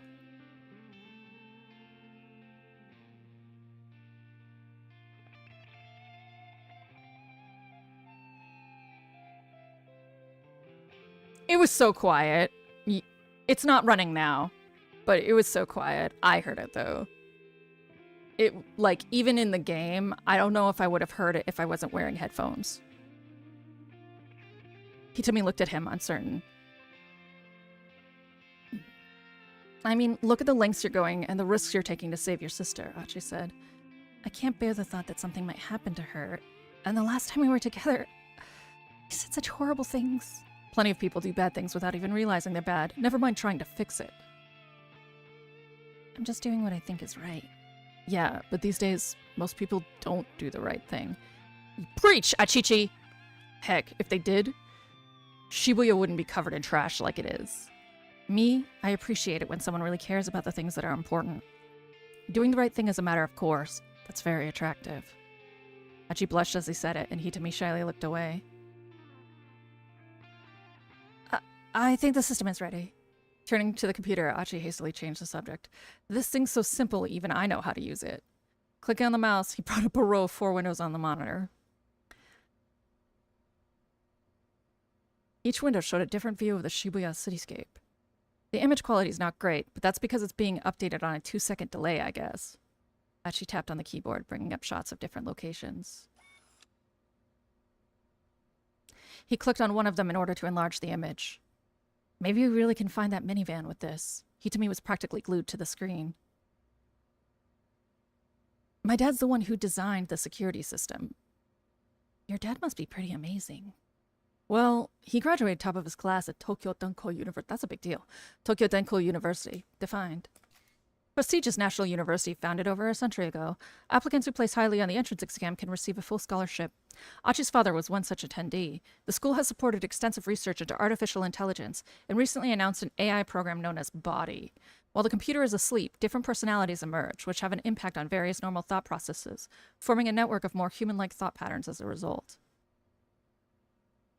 Body was actually the body was the source of a lot of these language models.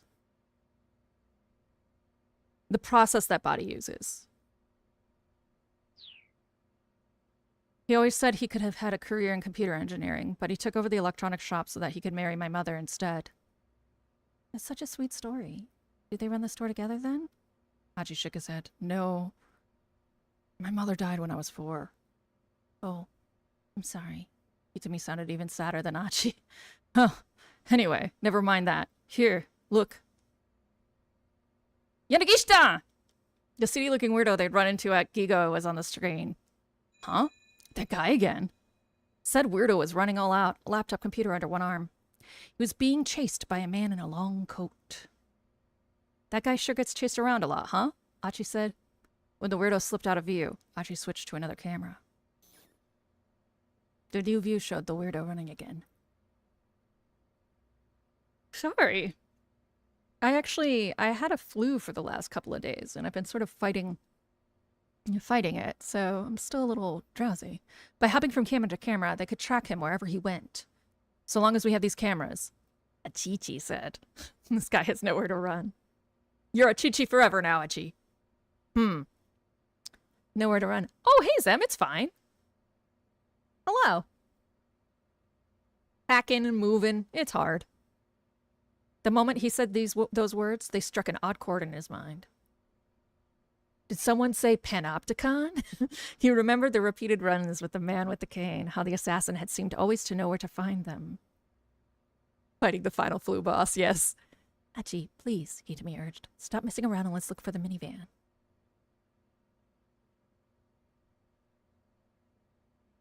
Sorry, there's just something I'm curious about. Achi continued to track the seedy-looking man. The weirdo rushed into a knick-knack shop on Center Guy. Soon after, the man with the coat appeared and followed him into the shop. Aha, looks like he snatched that guy's computer. Moments later, the weirdo came rushing back out of the shop and sprinted away again. He wove through the narrow alleyways with cat-like alacrity. Achi did his best to keep tabs on him, but the man managed to give him the slip. Wow, Hitami said. She too had been watching closely. I'm kind of impressed. Mind if I keep at it? Achichi asked. Sure. He continued scanning camera images, trying to locate the guy again. At this point, even Hitami was invested in the quest to find the fugitive. But minutes passed and they didn't spot him. Achi was on the verge of giving up. Oh, that's me. Hitami took out her cell phone. It's an email from Mr. Tana. Found him! Achi's shout cut Hitami off. Maria! The guy was in a back alley off of Center Guy. He was talking with someone. Huh? Is that... Achi blinked a few times as he leaned in closer to the screen. Hitami, you have to come look at this. That's my sister! Hitami brimmed with excitement. For real? I think so! What's she doing in a place like that? And why is she talking to that guy? Not sure. Yanagish, though. The monitor showed a cheerful little scene. Looks like they're having fun. Yes, since they're twins, they're both into older guys. Achi felt his mood start to sour. I have to ask, are you sure she was kidnapped? Yes, at least, I sure thought so. And so did the police. Then what's this all about? Should we go and see for ourselves? Guess so. Oh, what about that email? Achi pointed at Hitami's cell phone. Shouldn't you take a look at that? My sister comes first. That place where she is it far from here? No, not particularly. Achi and Hitami rushed from the building, heading for the alleyway where Mario was talking to the computer thief. We've got to jump! We're not going to jump yet. It wasn't long before they were closing in on their destination, but as they headed down a narrow side street, a familiar figure suddenly appeared to bar their way. Ah, Tatano, no! It's him. Gun in hand, the man with the cane slowly ambled towards them. Achi and Hitami bolted down a nearby alley. Taking another turn, they reached the alley they'd seen on the cameras. Maria! Hitami rushed over to her sister, but Maria just stood staring at Hitami in silence, as if she couldn't process what was going on. Meanwhile, the assassin was still in pursuit. He had turned the corner behind them and was steadily drawing nearer. He pointed his gun at Hitami's head. Come on, hurry, Achi urged.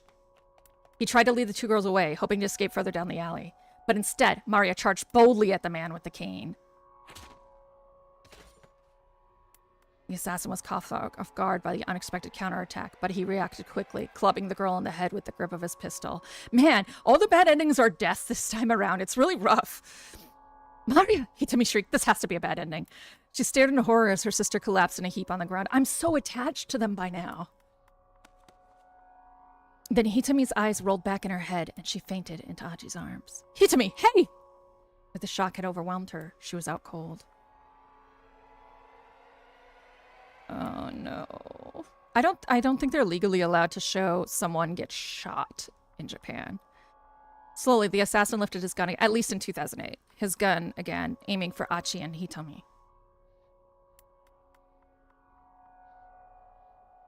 If he'd only had Hitami to protect, Achi might have been able to pick her up and get away.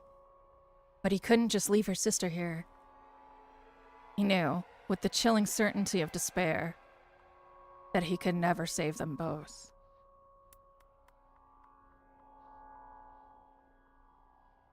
Oh, sisters in the alley. Finding Maria had seemed like such a stroke of luck, but it led to Achi and Hitami running right across the killer's path. This never would have happened if Achi hadn't gotten distracted with tracking that weirdo on the cameras.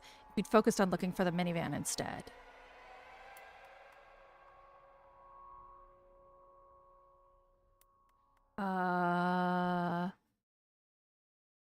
Yeah.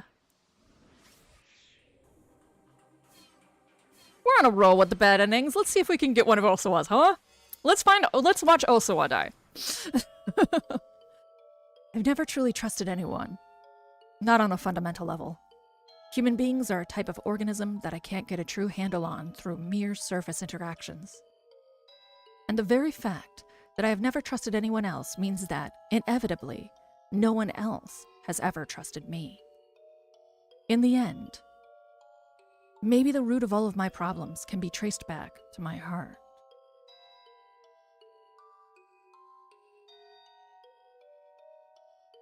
As he waited for Midorikawa to contact him, Osawa thought about his current crisis. Assuming Tanaka was behind the kidnapping, then he must have accomplices. And these criminals had mistakenly abducted Maria in their attempt to get at the antiviral drug that was in Hitami's blood. Maria and Hitami were fraternal twins, but they looked similar enough to be mistaken for identical twins. Still, Tanaka would never confuse the two.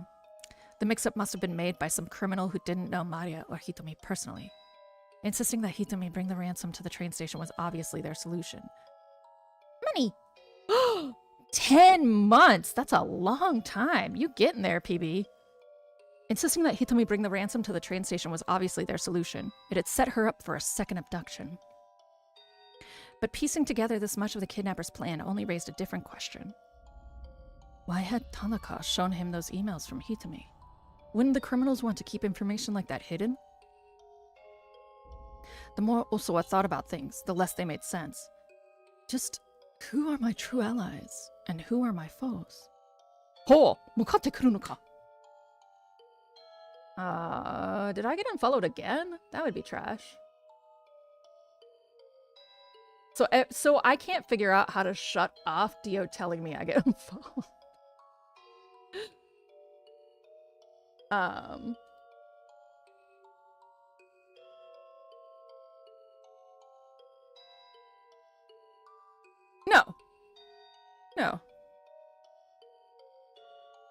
No, he tells me privately. He goes, Ho, mokata kurukura, quietly into my ear. Which is like, oh, you're approaching me? Actually, I'm walking away, bitch. That's really what happens. So that quote from Dio is a scene where he's fighting Jotaro. And Jotaro, everyone's been running from him because his stand, the world, is just a nightmare. And he goes, oh, makata kuru. Which is, what? Makata kuru no ka. Which is, oh, you're actually approaching me? Like, that's fucking unsafe. So every time it tells me quietly, I'm like, oh, makata kuru kara. You're actually just running away. The world of Hildy is not for you. I have whispering assistance. Okay. Mr. Osawa, a delivery has arrived for you. It was Kajiwara at the study door. Kaji! Oh, Kaji, comfort my soul. Come in. Oh, all of this squareness, like really. And these, it's so desaturated except for hot colors. Yellow, red, etc. Kajiwara stepped into the room and handed Osawa a letter-sized envelope. Osawa checked the label. I think this is, when you use a yellow filter on certain... So I think they're using, I forget what they're called, but it's like a yellow film over the camera lens. Coming. The official Ayakamiki fan club membership application enclosed. Coming. Defined. Requires a 1,000 yen initiation fee and yearly dues of 3,000 yen. Membership grants several perks, including the opportunity to reserve concert tickets in advance of the general public. Also is fond of the members-only website content, which includes Ayakamiki's blog and exclusive videos. Right, he had requested the application the day he'd gotten back from overseas. Would you mind opening that? Kajiwara asked, apologetically. What for? I'd just like to check the contents of any packages you received today, sir. It's possible the kidnapper may try to make contact with you by mail. Reasonable. Osawa opened the envelope. Instead, he found the expected application, along with several postcards featuring pictures of the singer. Kajiwara peered pointedly at the postcard images. You must really like her, the detective said. And just what sort of music do you listen to, then? Osawa asked, staring at one of the postcards. It was a striking photo that showed off Kamiki's expressive eyes. Let me think. Mostly classical, I suppose. Osawa raised a quizzical eyebrow. You know, Kajiwara continued, like Mozart and Chopin and the like. Mozart. Defined. Wolfgang Amadeus Mozart, 1756 to 1791. Austrian-born music prodigy and classical composer. Famous works include The Marriage of Figaro, The Magic Flute, and Symphony No. 41, known as the Jupiter Symphony. And Chopin. Frédéric François Chopin, 1810 to 1849, composer and pianist of the early Romantic era, famed as a national musician of Poland, left behind numerous solo piano works. Famous works include his Nocturne, Operation 9, No. 2, and his Piano Sonata No. 2. He hummed a few bars. Can't say I've ever heard them. Are you serious? Kajiwara looked shocked. I'm familiar with the names, of course. I just never had much of an interest in music. Oh, that's such a shame. Would you care to listen to a piece now?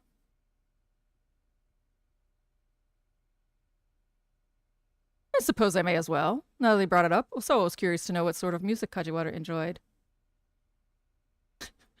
I only know Chopin because of a JRPG based on him. Are you talking about... Oh god, I know this. I've heard this JRPG before. It's been in my circles. Now that he brought it up, so I was curious to know what sort of music Kajiwara enjoyed. The detective pulled a digital music player out of his pocket. Ah, the age of iPads. Here you go. Loa slipped the attached earbuds into his ears. Ew, don't use other people's earbuds. Eternal Sonata, yes. He heard a flow of quiet strings that was soon joined by bold, dramatic horns. As the piece continued, it grew more profound and complex, and Osawa could feel his spirit calming. He took a deep breath and expelled it through his nostrils. It felt as if the toxic gloom that had filled him was departing with the air. Before I knew it, nearly 10 minutes had passed. What do you think? It's quite nice. The theme of this piece is, Kajiwara paused for a moment and thought, well, it's about how erudition can be borousness. Erudition, defined. Accumulated knowledge. The term often connotes an advanced and or esoteric understanding. Esoteric? Esoteric? Displaying a moderate amount can impress others, but pompously flaunting it is bound to put them off. Thank you. If I hadn't met you, I'd never have discovered this piece. He spoke the words unthinkingly, with unaccustomed frankness. Was this the power of music, then? I'm very happy to hear that, sir. Sawa gazed at one of the postcards as he let himself be drawn back into the music. Io was scooping up handfuls of mystical blue sand. The grains dripped down from her fingertips. I feel like I could be in this photo here, Osawa muttered. Like I've lived my life letting so many things slip through my fingers.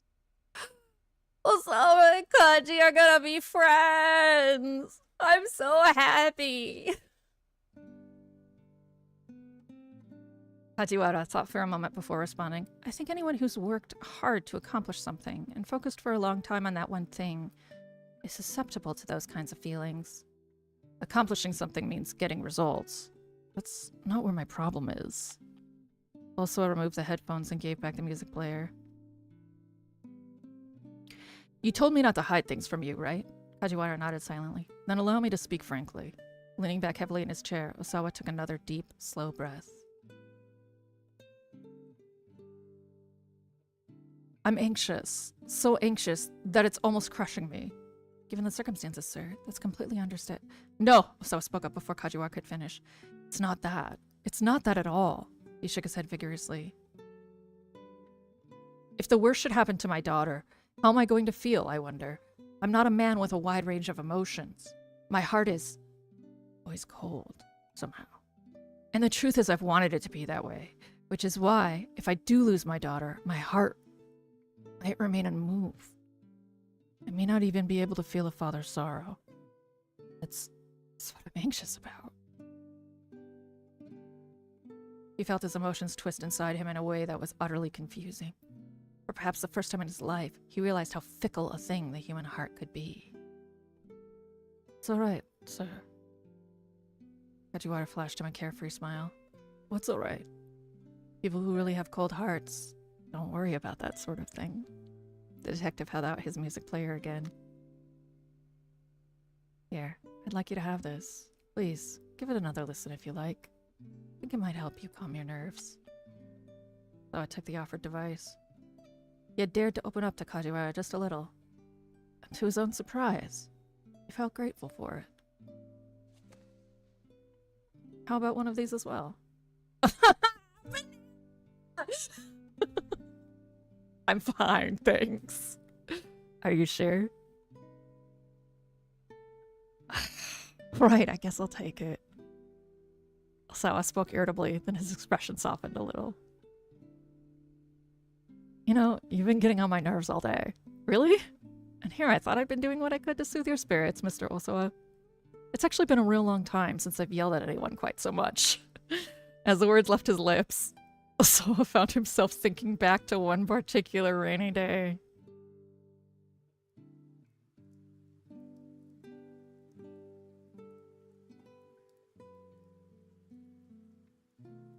Mario had been in 5th grade at the time.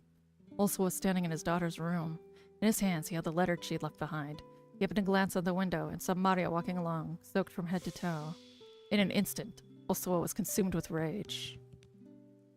Mario had left a note. It read, Dad, you only have pension to Hitami. You're too busy with work to play with me, so I'm running away from home. Struck by an impulse he didn't quite understand, he ran from the room, heading to the front door. Maria had just gotten back inside. Osawa met her silently in the entryway. Wet strands of hair clung to the girl's forehead as she looked up at her father with a bitter glare. You don't care what happens to me, do you?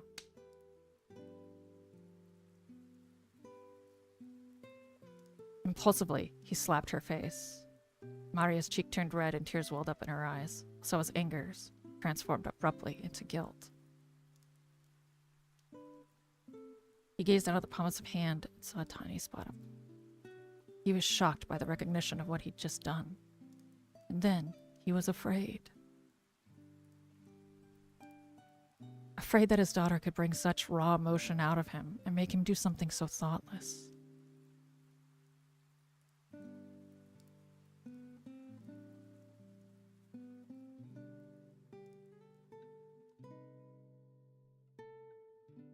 Is something wrong, Mr. Osawa? Kajiwara was leaning in, looking concerned. Osawa came back into the moment with a start, realized he had buried his face in his hands. No, he muttered, looking up. Just getting angry, yelling at people. I'm not good with that sort of thing. I don't like it. He picked up the music player and fidgeted with the earbuds as he spoke. Well, getting angry, yelling at people, I don't think there's anything wrong with that. I think that's just human. It's human to do those kinds of things. I often said he was cold and mechanical. Sarcasm only underlined a fact he'd always lived with, that he didn't know how to conduct himself like a human being. Man, autism's rough, dude. You get angry, you show it, Kajiwara said. You get sad. You show it. It's human nature to let other people know how we're feeling, after all. But what if doing that hurts the other person? That's when you apologize, sir. Ah, heard to Osawa that he'd never tried to tell anyone how he felt before. He'd never felt the need to. And yet, right now, he suddenly felt that, if his daughters were to appear before him, he might let out everything he'd ever left unsaid. It's a terrifying thought.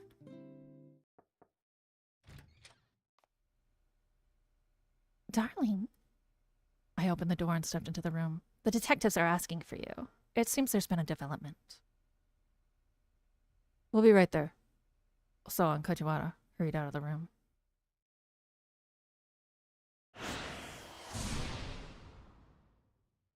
Zem being angry all the time is exhausting. I know. I live my life as She-Hulk. It's horrible.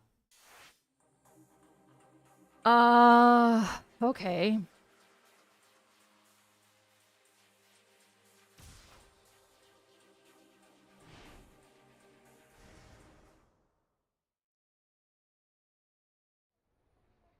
The assassin has gone quiet, sitting on a pile of crates. He seems lost in thought. Still, I don't dare try to get away. All I can do is stand and wait and mull over my own situation. Just, who am I? I ask myself again and again. I am...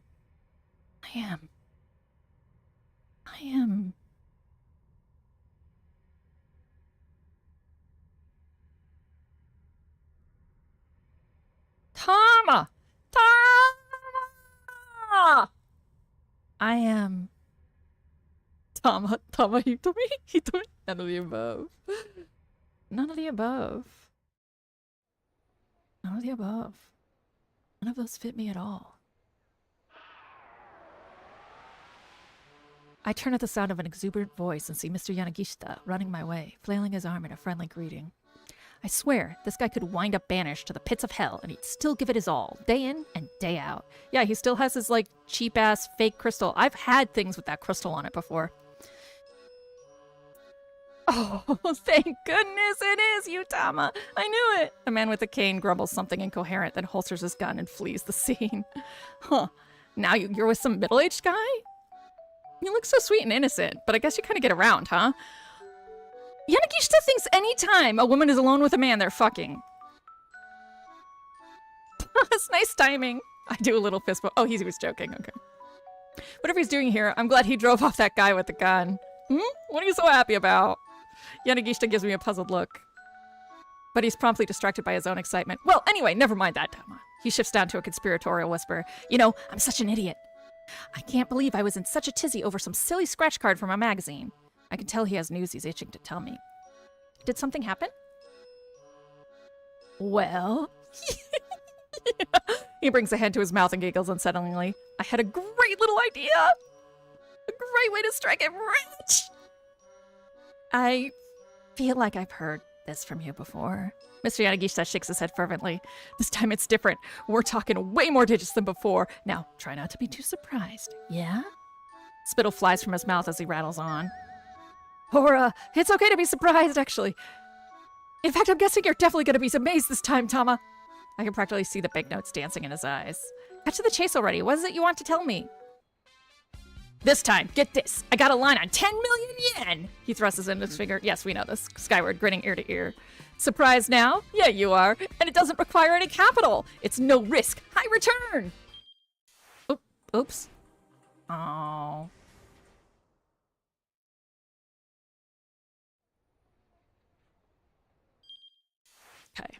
Okay. We'll skip ahead at least to this. Thanks, Trixie.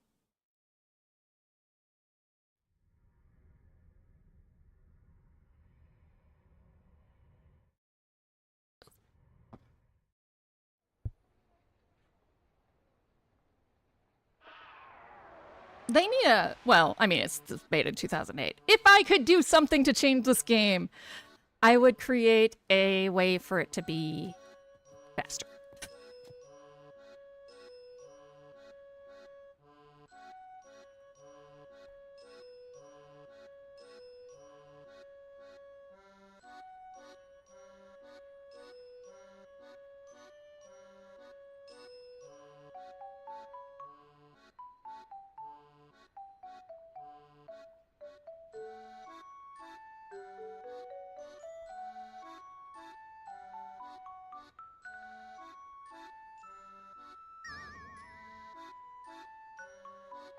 I love this actor so much. I feel like they were like dressed like a con man, and he was just like went to a costume store, found the most ridiculous shit, showed up. Yeah, skip already seen dialogue or just text speed, something like that, Sam.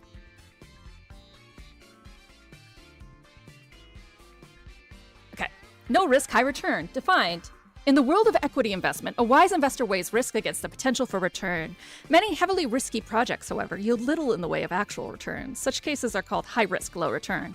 The inverse, low risk, high return, is quite rare. The idea of no risk, high return is simply absurd. There's a crazy gleam in his eye. Oh man, I'm finally gonna get to be part of the Billionaires Club. This is so ridiculous I don't even have a snappy retort for it. Never mind that the 10 million obviously wouldn't make him a billionaire. By the way, you haven't seen Chiri, have you? We're gonna need her help to wrap up this 10 million yen. Chiri? No, I haven't run into her since the sales demo. Oh, darn. Well, if you do happen to see her, tell her to get in touch with me. Sure. All right. I still don't know what he's going on about, but there's probably no harm in being helpful. Thank you, Tama. Guess I may as well give you a little hint. A hint? Yeah, a hint. Want to hear it? No, not particularly. Oh, okay. Well, anyway, thanks for helping me out with that cheery thing. Adios! And then, like a whirlwind, Mr. Yanagishi zooms away, leaving me alone in the alley. Phew. Suddenly, I feel totally exhausted. I let out a sigh and drop my eyes, and that's when I notice a notebook on the ground at my feet.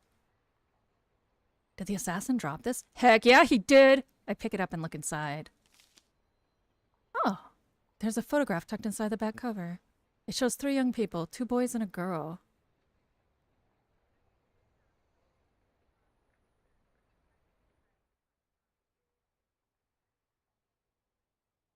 Well, what do I do now? Do I go to the police? How would I even explain the situation? I can see it now. There's this killer out there, and he's after this person named Hitami Osawa. And then the police would be like, who is that? Who exactly is after her? And then what would I say? Heck, they might not even give me the time of day in the first place. Not only do I not have any idea who Hitami Osawa is, I know nothing about the guy who's after her, except that he walks with a cane. I mean, I can't even tell them who I am. They'd probably shoo me away without a second thought. What am I supposed to do? I hang my head at a total loss. The necklace around my neck sways idly to and fro.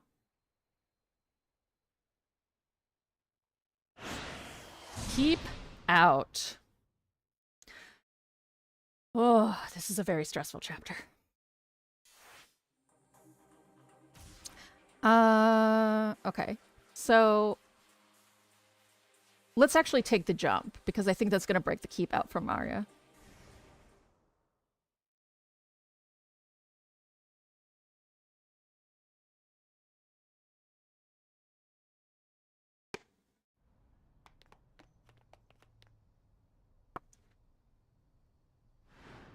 Yes.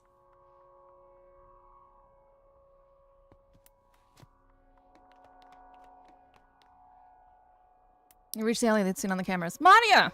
Hitami rushed over to her sister, but Maria just stood staring at Hitami in silence. Oh. I thought this was the jump. Didn't it say jump on it? Huh. Hold on. Jump. Right? Jump.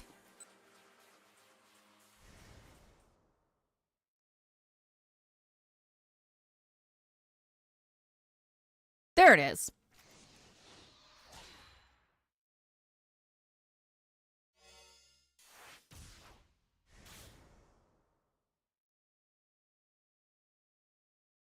Suddenly I hear someone call out, Maria! Huh? I spin around to see a young girl running toward me. She kind of looks like me. Behind her are 2 men. One of them is the man with the cane. He raises his gun and aims it at her. Oh no, he's gonna shoot her! The instant I realize what he's doing, I'm lunging towards him. He shifts his grip on the gun and clubs me in the head. Well, I stagger against the wall, trying to keep my feet, but my legs buckle under me, and I crumple on the spot. So this is just a bad end from her perspective? Fuck you, game. I don't even know why I tried to protect this girl. My body just moved on its own. Maybe it was just a reflexive impulse to help someone in danger. But am I the sort of person who'd risk her life to protect some complete stranger? Boyhead game. Protecting the girl. Maria's impulse to protect a stranger is selfless, but ill-fated. Of course, the strange girl is actually her sister Hitami. If you know what causes Hitami to show up here, you can probably avoid this untimely end. Yes, I can. I can make Achi stop following Yanagishita with his curiosities. Surveillance cameras. Focus on the damn minivan.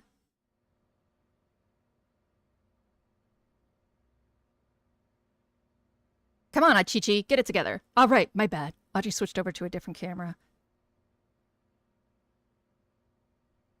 He continued switching views, scanning the streets of Shibuya, but there was no sign of a blue minivan anywhere. Still, they remained glued to the monitor. Oh, that's me.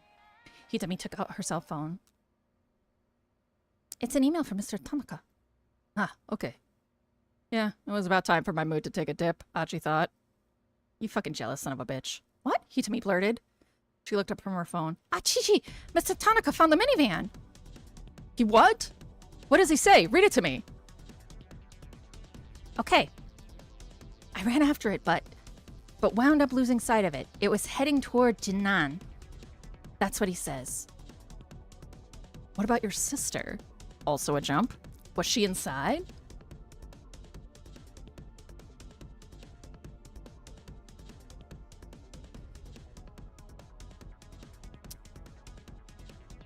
Sister. No, I can't. Hold on. This is all in this one time period. I feel like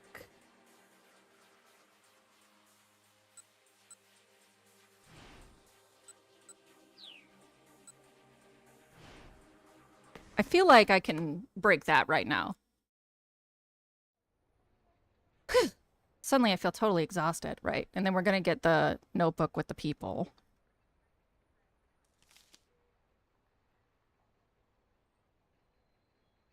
Oh, right, because we broke the keep out, so now we have to remake it in order to jump again. That's kind of cool. I like that it's considered sort of a permanent bar in a way. You know, it's not... You can't just break it. It's you have to do it for each time because the character has to be in that position. So if you break it, they're not in that position anymore.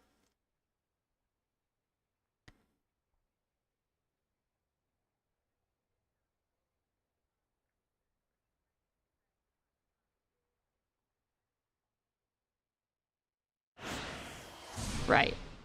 Right. So now we're going to go back to Achichi and Hitami. And now we're going to jump from sister.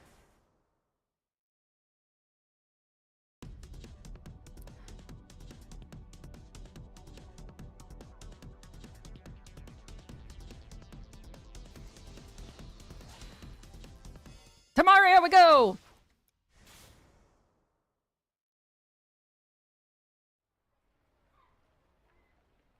Eventually I mustered up the energy to start walking around town, heading nowhere in particular.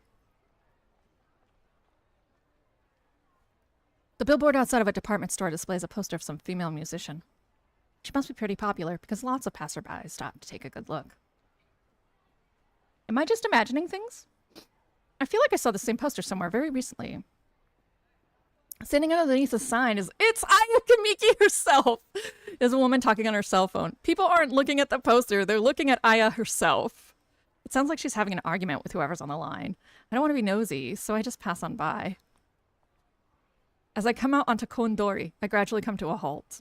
I'm a little tired from all this aimless wandering around. I let my gaze stray along the street as I considered my next move. Then I catch sight of a blue minivan parked across the street. No! No, do not go towards the van. Oh, suddenly my heart starts pounding. No! I know this. I know this minivan. Earlier, in a different bad end, this minivan blew the fuck up. Like it did in the opener. It's now. The time is now. If I head over to it, I'm sure I'll remember something. No, no, no, no, no, no, no. As if pulled by some huge magnet, I make my way toward the vehicle. Oh, God. Yup. Yup. Yup. Yup. Yup. Yup. Yup. Yup. Yup. Yup. Yup. Yup. There's a sudden, thunderous boom. I'm knocked flat by a blast of energy, and the world goes all topsy-turvy. Yeah. As I lie in shock, a wave of unfamiliar images fills my mind. Exactly not how amnesia works, but that's okay. Cloud of whirling dust in some place that isn't Japan. Oh, that's a beautiful picture. A simple room with unfamiliar architecture. A girl. And I know the girl's name.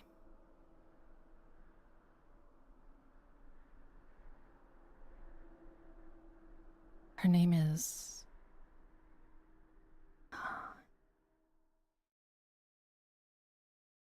On the verge of that revelation, my consciousness fades away.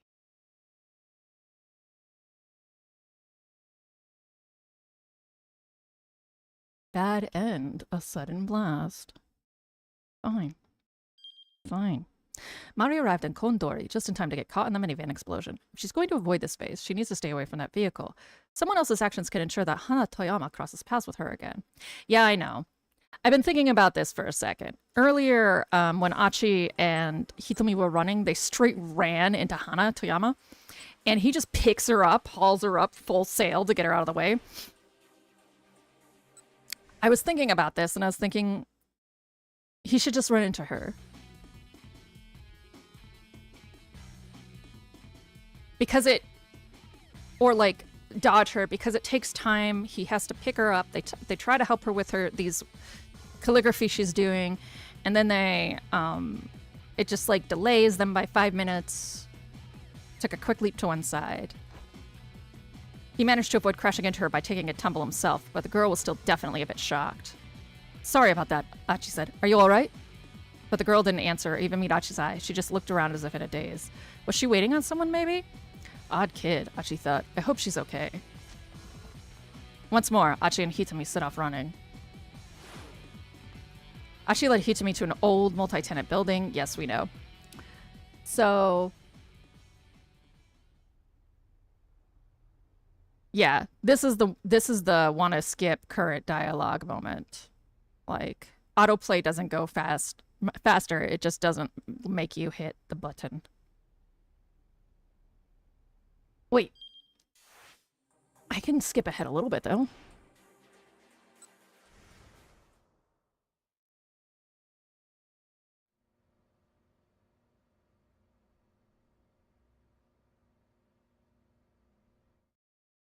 Right, so we can go to alright, my bad.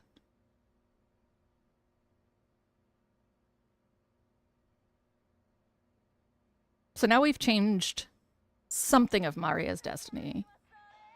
Emma. This one bar, I hear it all the time. You never took out her cell phone. It's an email from Mr. Tanaka. Yep, we know. He found the minivan. Now they're going to the minivan.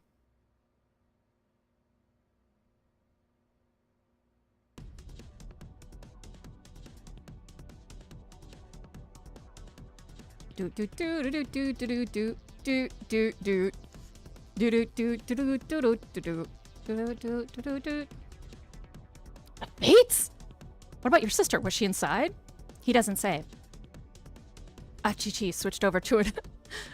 The guy at the counter called him Achichi, so now he's Achichi forever. Achichi switched over to an array of surveillance cameras near Jinan. Jinan? The few seconds the transition took felt agonizingly slow. Finally, 4 new images popped up. Achi quickly enlarged one of them. Ah! Hitomi let out a tiny gasp. Enlarge! At least they don't, like, make it clearer. There on the monitor was the blue minivan. Enhance. Enhance. Enhance. There was no doubt about it.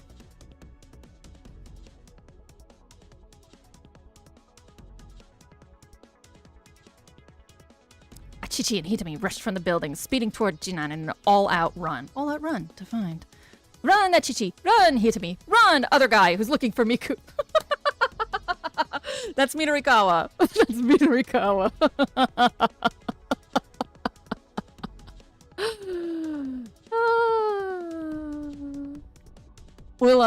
We'll worry about that in a second. Neither spoke. They simply dashed along in silence. Achi felt as if they'd been running a marathon and the finish line had finally come into view. They hooked a left at the station and darted past the Shibuya department store. Aha! Achi pointed as he came to a stop. The blue minivan was still there, parked by the curb along the slight hilly incline. Leaving Achichi behind, Hitami started rushing up the hill. Alarm bells started going off in Achichi's mind. Someone from the kidnapping crew was in that van. It was dangerous to approach carelessly. Hitami, wait! Achi shouted. But she didn't appear to hear his cries. The hope of rescuing her sister had driven all else from her mind. Achichi started to run after her. Hitami had reached the vehicle already. Oh no. She brought her face close to one of its windows, but the tinted glass obscured the view inside. Hitami circled around to the minivan's other side. Achi saw her grasping at the door. She slipped out of his view for just a moment. FMV time. Jesus Christ.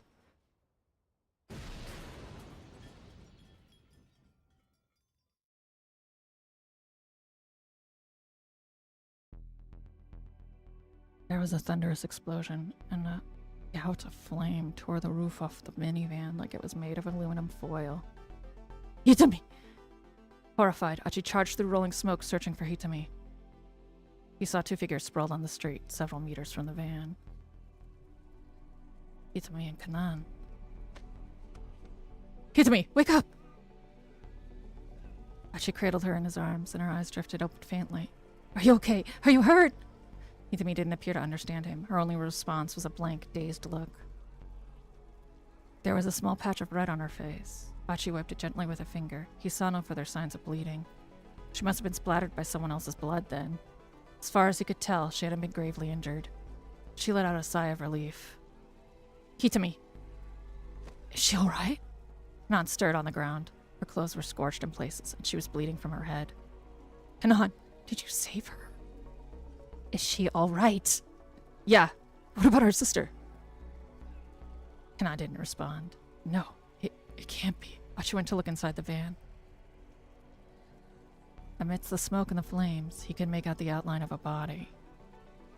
What happened here? Achi had to look away. Get Hitami out of here. Hurry. Those guys show back up. Kanan's face twisted up with pain.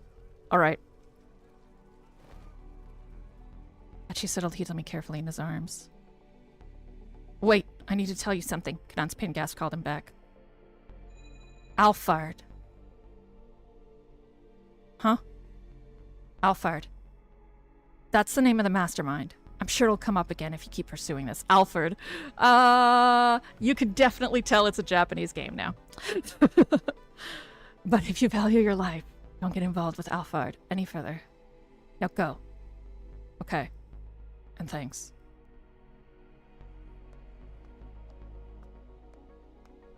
With Hitami in his arms, Achi hurried from the scene. He wasn't sure where he was heading. He just wanted to get away, wherever that meant. He carried her past the crowd of onlookers that had swiftly begun to assemble. The flames of the burning van rose ever higher, roaring up toward the heavens.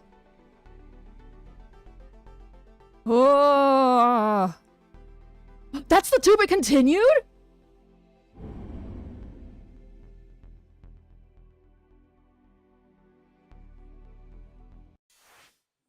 That's a way of it. Way too serious, nerd. That's the to be continued. Okay. Well, let's go do that guy.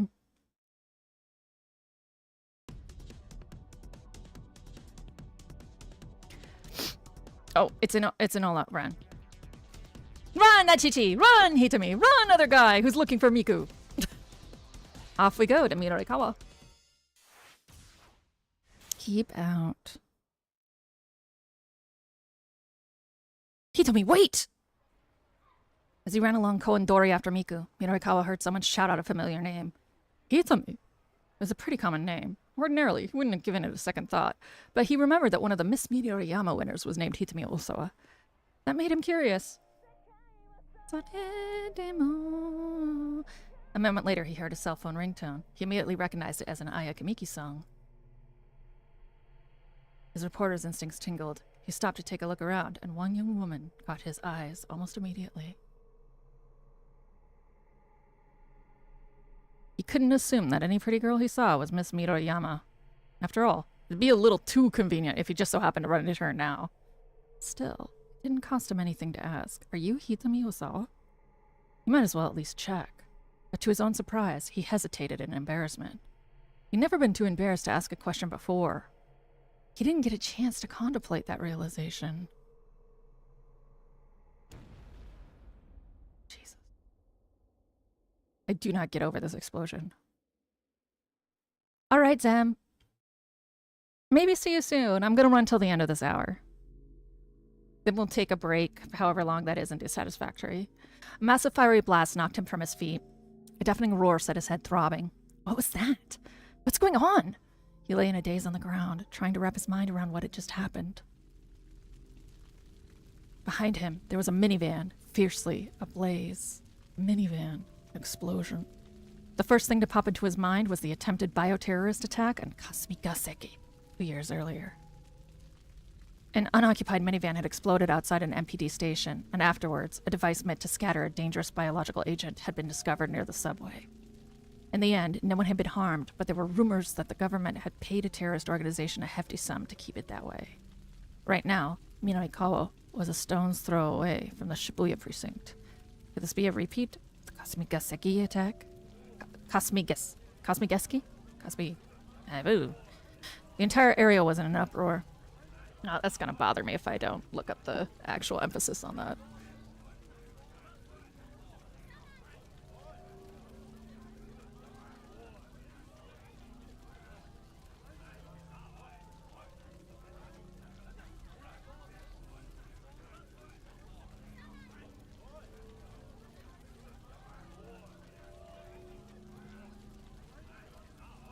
Okay.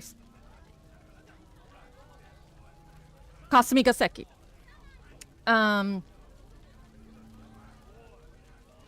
It just feels so unwieldy. People were running around in panic. Midorikawa could see several injured people lying on the ground, unmoving. And yet, despite the gravity of the situation, numerous onlookers were casually taking photos with their cell phones. Midorikawa got to his feet, then went to try to get everyone away from the scene of the explosion. Hey, you guys, get back! There could be another bomb! Midorikawa looked around as he pushed back the crowd. He was getting the strong whiff of a scoop. Of course, he needed to write his copy ASAP, but he couldn't just turn his back on the situation now. 2 young men were strolling toward the burning vehicle. They had a look of juvenile delinquents. Whoa, what the heck? Is this for real? Ain't this dangerous? Like for serious? The pair tried to find an optimal vantage point. Hey, Midorikawa snapped. Don't get any closer. He spread his arms wide to hold them back. The young men came to a halt, but otherwise paid him no heed. Oh, this is bad. This is for real bad. Think this is a terrorist thing? Yo, get out your phone. Come on. But like, you think this is a terrorist thing? Dude, shut up. Just hurry up and call Susumu. Susumu. The taller of the two, dressed in red, was ordering around his blue-clad companion. Huh? The boy in blue huffed. Man, do it yourself. Say what? Bitch, this ain't no time to get yourself all worked up. Midorikawa stood there, arms held wide, getting more and more annoyed at their back and forth. Yo, just make the call, man. The young fellow in red scowled. He wasn't going to back down. Huh? Yo, what difference does it make if I do it or you do it? It doesn't make any difference, so it don't matter if you do it. Yeah, right. It don't matter. So in that case, you do it. Look, I'm telling you just to make the damn call. And I'm telling you to just make it your damn self. Oh, enough of this already. Midorikawa opened his mouth to tell them off, but then the young man in red spoke again. Dude, the goods from over at Endo Electronics are gone. You gotta let Susumu know. The name Endo Electronics caught Midorikawa's attention. Huh? Yeah, but ain't that all that Achi dude's fault for getting huffy at us? I mean, it was Kiryu who told us to go find the Endo storehouse. Yeah, but Susumu don't like dealing in stolen goods. Says it dirties the SOS name. Well, what a coincidence. Looked like those two were SOS members. Hey, Midorikawa called out, you two! He finally succeeded in getting their attention. Where's this Susumu fellow? I'd like to talk to him. He had no idea who Susumu was, having only heard the name just now. Still, from the way these two were talking, it seemed clear he held some position of leadership. You think I'd tell you if I knew? The fellow in red snarled. Midorikawa kept his composure. Listen, you guys know the Tenryugumi? The Tenryogumi was a Yakuza syndicate that operated in Shibuya. Tenryogumi. An up-and-coming Yakuza syndicate that turned up on the scene 10 years ago with a seemingly legitimate Takarahara financing as its business front. The group offers monetary solutions for people in financial trouble, but those who accept their offer soon find that their troubles only grow and grow, embroiled in conflict with the Kanto Shiramine Gumi, who have been long established in Shibuya. These street kids were sure to be familiar with the name, if nothing else. I may not look it, but I'm in pretty tight with Tenryogumi. And maybe you two don't know it, but Susumu's been showing up at their office a lot lately. Susuma's been dealing with the Yakuza. Whoa, for real? Sweet! The two punks bought it completely. What's SOS using as their hangout these days? I've got a little something to discuss with Susumu. Right now is this bar called Inferno. Midorikawa made a mental note of the name. Right. And Inferno is where, exactly? Two young men suddenly looked distinctly uncomfortable. Uh-oh. Later! Yeah, I got a thing I gotta do, too. Backing away, they took off through the crowd. Hey, wait up! I need to know where Inferno is! But the pair had already vanished. Ambulances began arriving at the scene, and paramedics rushed out to tend to the wounded. Excuse me, would you mind answering a few questions? Midorikawa turned to see a man in a suit approach him, flashing his badge. Kano! Kano!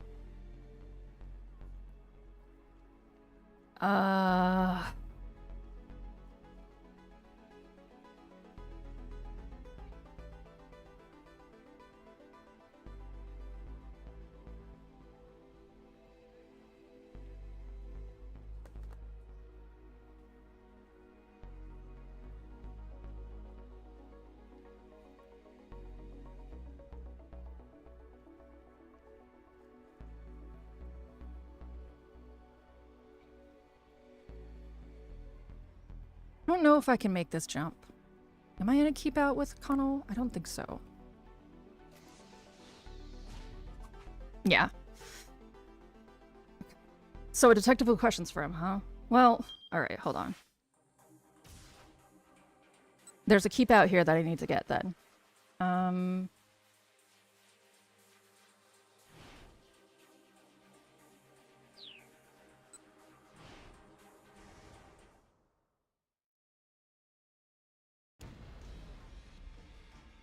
Suddenly, a boom as loud as the camera, as cannon fire, shook the whole area.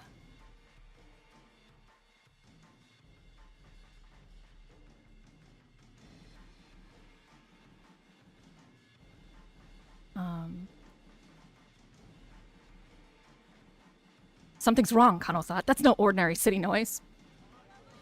A column of black smoke rose up from between two nearby buildings. Passers-by stopped and stared, gasping in alarm.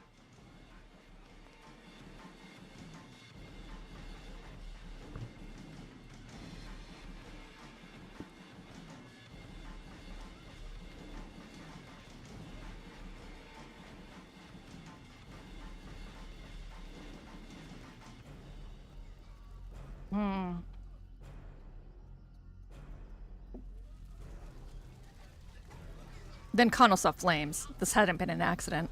Someone had set off an explosion. The Shibuya precinct wasn't too far from here. Kano recalled the attempted bioterrorism attack on Kasamigaseki. Attempted bioterrorism attack, defined.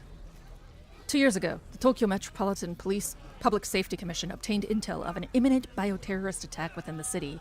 Immediately afterward, an unoccupied minivan exploded outside the Metropolitan Police Department, and a device for dispersing a bacterial contagion was discovered at the subway platform at Kasamigaseki Station. Having determined that the city bureaucracy was the target, the Japanese government contacted the terrorist organization responsible in secret, making a deal to put an end to the threat.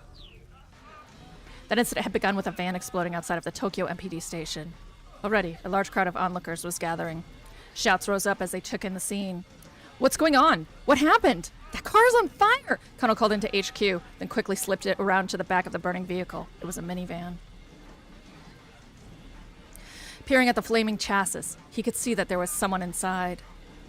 Oh no. Could that be Hitami?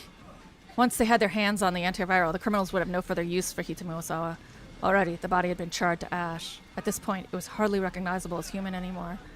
Okay, I have two guesses for what's in there. It's either Tariq Al-Karwan, or it is Tanaka. Because Tanaka could have emailed and said, I know where it is. but I lost track of it. And then what really happened was he's now, you know, captured in there. So I think it's one of those two.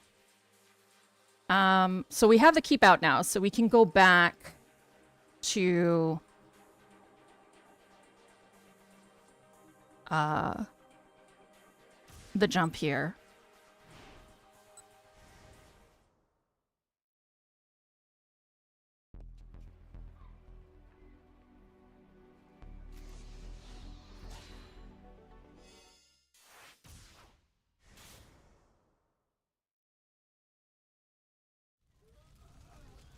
Several people were on the ground nearby, evidently injured by the explosion. A girl in a hoodie was crouched among them, doing her best to tend to their injuries. A girl. Miku Morita. While walking along, upset at Midorikawa for not introducing her to an Aiki Jujutsu dojo, she happened across the aftermath of the minivan explosion. Unable to stand idly by when faced with such a horrific scene, she pitched in as best she could to help the wounded. I bet she's gonna become a nurse. There's a jump to Midorikawa here. But we're gonna stay here for a second.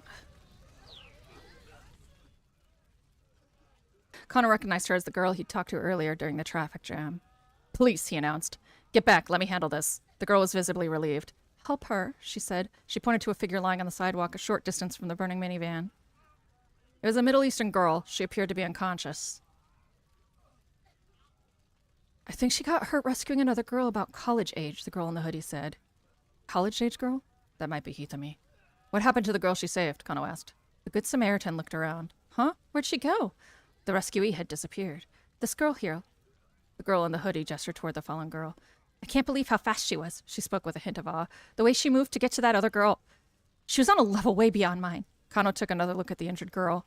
Her figure looked rather delicate. It was hard to believe she was capable of great feats of athleticism. He started toward her, but Stanley stepped ahead of him. Leave this one to me, he said. His expression was unusually stern, even for him. Do you know her? Kano asked. The American didn't answer as he checked the girl's pulse and then her pupils. Hey, Stanley. I appreciate your attempt at 2008 Photoshop.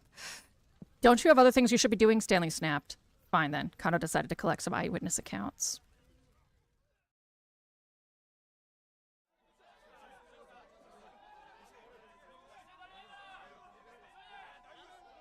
Patrol cars and ambulances arrived at the scene in a steady stream. Once the vehicle fire was under control, things gradually began to calm down.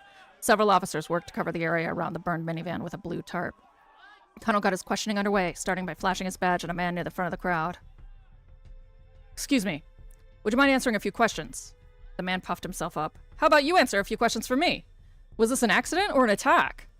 We still don't know any details, Kano admitted. The man shoved his finger in Kano's face. God damn it, Midorikawa! Put your finger away! Let me rephrase that for you. This is a major incident. Huh? I've been around the block a few times, and I know all your police PR lingo. And when you start talking about the details, that is 100% indicative of a major incident. Well, I sure picked the wrong guy to try and talk to. Stifling his frustration, Kano continued his questioning. Did you happen to notice anything unusual prior to the explosion? Unusual? Now that you mention it, I think I heard a cell phone ringtone. A ringtone? No, never mind. Forget that. There's no way the ringtone on someone's phone would be audible through all of that. The man was probably right, but somehow the idea nagged at Kano. He jotted down a note in his pad. Kano. It was Stanley. Perfect timing. Thank you for your cooperation, Kano told the man. Then he hurried on his way. Stanley stepped in close enough to whisper. Who was that guy? An eyewitness to the explosion, apparently. Did he have any info? He said he heard his cell phone ringtone at the time of the explosion. Not sure if that's significant, though. Stanley stood silently for a moment, thinking. What about that girl? Kano asked. Has she woken up? No. I'm going to drive her to the hospital. Huh? Why do that yourself? Just look around, Stanley said. He cast his eyes out over the scene.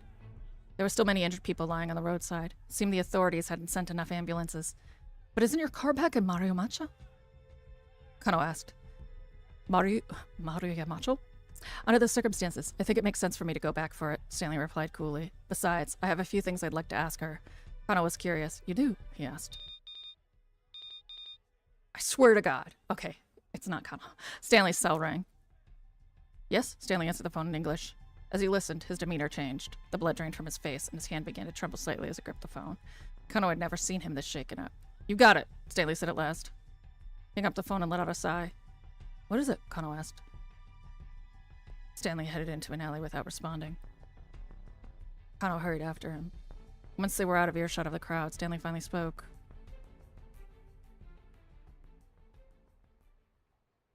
That call right now was from Gordon, my superior. He broke off there and for a long while was silent. He appeared to be struggling with some strong emotion.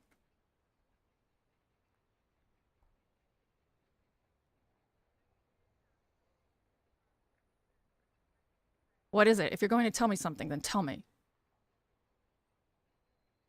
All right, Stanley said at last. I can trust you with this. Never thought I'd hear you say you trust me, Kano teased. But Stanley's expression remained dead serious. We were contacted on our end by the mastermind of this plot. Those international criminals you mentioned? Correct. Roughly 8 hours ago. They infected Mario Osawa with the UA virus. Then, they let her loose somewhere in Shibuya.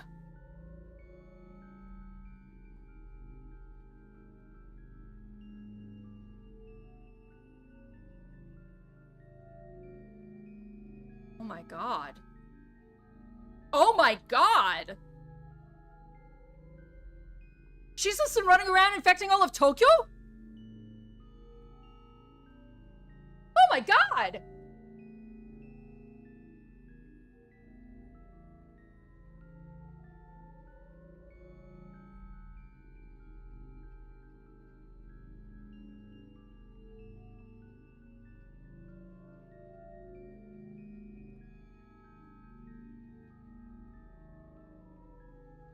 Hold on.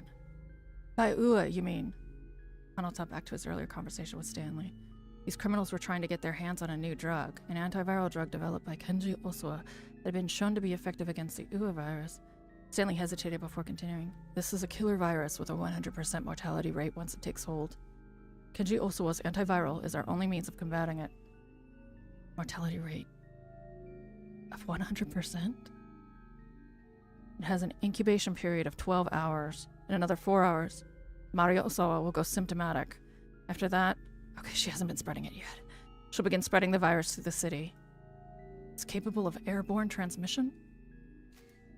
Following the onset of symptoms, individuals infected with the UA virus bleed from the lungs, and the virus is readily released into the air via coughing. The UA virus is highly resilient in the open air and can survive even after saliva or other fluids have evaporated. Simply getting within 2 meters of a symptomatic patient is said to carry a high risk of infection. Bodily fluids from deceased patients carry an especially high concentration of the virus, and anything contaminated with such fluids must be thoroughly sterilized before it is safe. Stanley nodded. If we don't administer Kenji Osawa's antiviral before she develops symptoms. Yes. Kano's voice was trembling now. Stanley spoke with complete certainty. Everyone in Shibuya is going to die.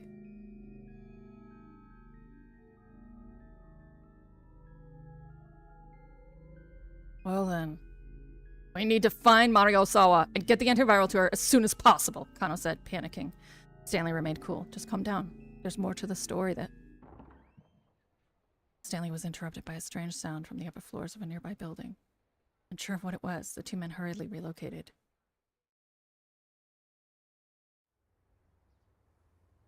They paused when they came to a vacant lot. The place was deserted, no need to worry about being overheard here.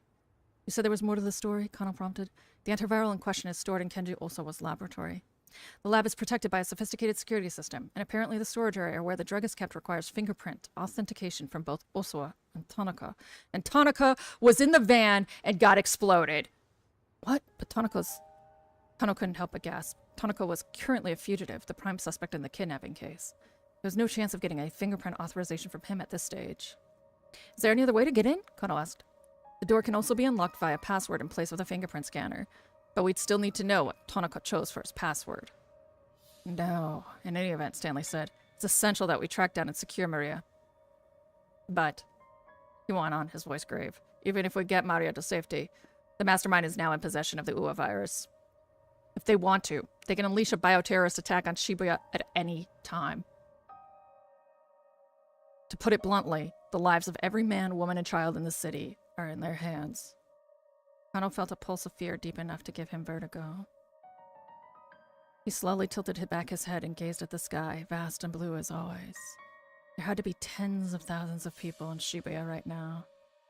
Rumi and Shizuo were among them, and they might all be dead within a day. It felt so unreal. Kano's mind almost couldn't process it. With an effort of will, he shook himself out of his daze. Now was no time to waver. We have to try, he said. For the next 4 hours, we need to find Maria Osawa. Figure out a way to stop this mastermind and the Uwa virus. The words were as much for himself as they were for his companion. Let's do this, Stanley. We might not always see eye to eye, but together... I feel like you and I can find a way. Stanley averted his gaze. My job here is simply to apprehend the mastermind. Kano felt a resurgence of his earlier anger at Stanley. Once again, he was putting his duties above human life. I'm sorry. Stanley's voice was a quiet mutter. You should get away from Shibuya as soon as possible, Kano. Kano had imagined that the American would ever be worried for him. Appreciate the warning, he said, but I'm seeing this through to the end. This isn't the sort of thing you can solve with just an effort of willpower. Even so, giving up isn't the Japanese detective way. Stanley let out a nasal chuckle. Back to that again, are we? Same to you. Kano managed a tiny chuckle of his own. Listen, Stanley went on after a moment. This is just between you and me. The mastermind behind this kidnapping case is an arms dealer who goes by the name Alphard. Arms dealer. Defined. Beyond simply selling weapons, illegal arms dealers are also frequently involved in smuggling weapons unlawfully obtained through deals with government or military contacts. In recent years, such enterprises have become increasingly globalized. Some dealers form smuggling networks that also deal in money laundering, drug trafficking, and more. Alphard. The attempted bioterrorist attack on Kasumikaseki, a hotel bombing in Chicago. Alphard had a hand in all of them. What do you know about this criminal? Kano asked. Stanley's expression grew even darker. Alfred's signature is extremely meticulous planning, but I don't mean meticulous in the same way you or I might normally think of it. Their plans are perfectly imperfect. Do you get what I mean? Kano shook his head. Alfred deliberately engineers accidents to make things complicated and unpredictable. It's difficult to get a good grasp of what's going on when the situation seems to be falling apart. People tend not to consider that coincidental mishaps might be anything but. In the end, they don't even realize they were playing right into the mastermind's hands all along. Kano could hear the intensity in Stanley's voice. I'm afraid that's all I can say. Stanley held out his right hand. See you around, Kano. If we're still alive. We're still alive. Kano let that sink in for a moment. Nah, I'll shake your hand after we finish this case. With a slight smile, Stanley withdrew his hand. The two bumped fists instead. All right, we'll meet again, Kano. Sure of it. Yeah. See you then. No sooner had Stanley departed than Kuza's voice came in over the wireless. Attention all units. As of now, further investigation on the kidnapping case is suspended. The director's voice sounded strangely cold. I repeat, as of now, further investigation on the kidnapping case is suspended. Wait, hold on, sir? Kano shouted. What is it, Kano? Could you let us know why?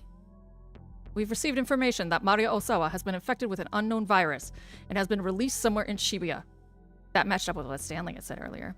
An anti-bioterrorism security force will probably be deployed in Shibuya. Anti-bioterrorism, defined. Terrorism involving biological agents such as bacteria or viruses. Biological weapons are easier to acquire and transport than nuclear weapons, and because they rely on an organism's natural ability to proliferate or infect, they can yield powerful results for low effort. For these reasons, recent years have seen widespread apprehension about the possibility that such weapons might be used by terrorists. In the event that a bioterrorist attack occurred in Japan, temporary quarantine and decontamination facilities would be set up in the area affected. This is no longer a simple kidnapping case. Our part in this is finished. No, it's not. We haven't managed to resolve anything. Kano, I assure you everyone else feels the same as you do. Kuza's voice had a cautionary tone. They're still performing the autopsy on the body found in the blue minivan that exploded.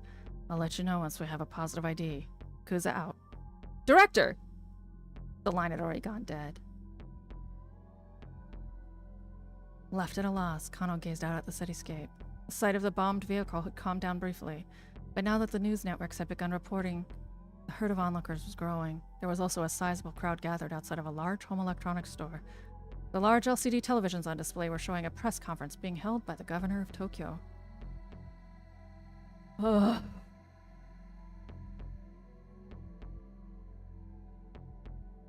Kano might learn something about the case. He decided to watch the broadcast.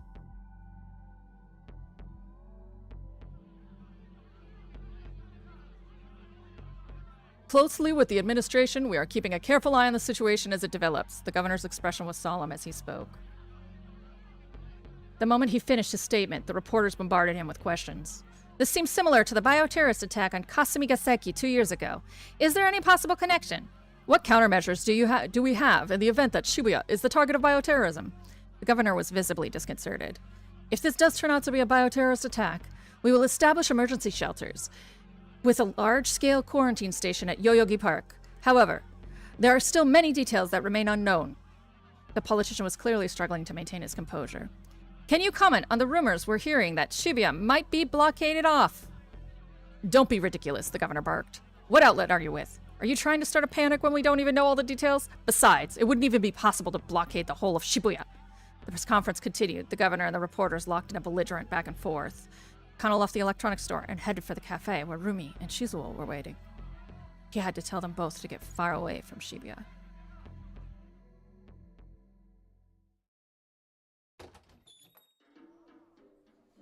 The Cafe Lautrec seemed quiet when Kano arrived. Shizuo was sitting alone. Kano scanned the establishment, but didn't see Rumi anywhere. One of the staff greeted him. Welcome, just one, sir? No, I'm meeting someone, actually.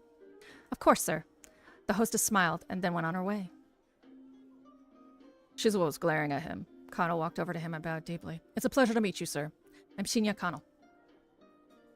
You look like even more of a knuckle-dragger than I thought. Shizuo maintained his appraising stare. Rumi had something she needed to do, so she stepped away for a while, he said after a long moment. Kano sat down across from him. There was a laptop computer open on the table. Laptop. Defined. Right now, the laptop is in sleep mode, and there's nothing on the monitor. But just before Kano came in, Shizuo was browsing an internet forum. He takes his user handle from a nickname for the apples he grows on his own farm, which are pretty little things, and nearly as— Oh, you're pretty, honey! There's pretty honey on the fucking forum. On the Ayakamiki forum. The waitress came by to take Kano's order, so he asked for an iced coffee. What are you using the computer for? Kano asked. I'm on the internet. Shizuo's voice was low and gruff. This cafe has an internet connection? May as well start with a little small talk. So what? Again, Shizuo glared at Kano. The words wouldn't come. No, actually, this is no time to be making idle chit-chat. If they got infected with the virus, it would mean Shizuo might die. Look, please, you need to leave Shibuya right away. Shizuo's face contorted with confusion. What are you talking about? Why? Kano wasn't sure if he should tell the truth or not. He was strictly prohibited from discussing a case with anyone outside the department. As a former policeman himself, Shizuo ought to understand full well the secrecy and investigation required, but it wasn't like he'd just up and leave town without a good reason. Please listen, Kano said. There's a risk of a bioterrorist attack. Listen, there's a risk of— What's that? What I mean is, risk of a— Shizuo pounded his fist on the table. Spit it out! Kano just couldn't say it. Didn't matter who he was talking to. Couldn't make himself leak the details of an ongoing investigation. Besides, there was no guarantee of a bioterrorist attack would actually happen. I just find and secure Mari Osawa before she went symptomatic. Does this have something to do with the case you're working? Huh? You telling me to leave Shibuya. Does that have something to do with your case? Yes, Kano admitted. So why don't you run off with Rumi then? Shizuo's tone was frank. Well, I mean, when Kano didn't have an answer handy, Shizuo let out a single heavy sigh. Is your work important to you? He asked. Kano hesitated. Is it more important than Rumi? Well, again, Shizuo cut Kano off as he waffled over how to answer. Me, I used to put my work before my family. There was no question in my mind that combating society's ills and solving cases was worth any price. And because of that, I did some pretty reckless things. Almost wound up dead more than once. Shizuo paused, a forlorn look in his eyes. My wife did nothing but worry about me, so much that I didn't even realize when she'd worried herself sick.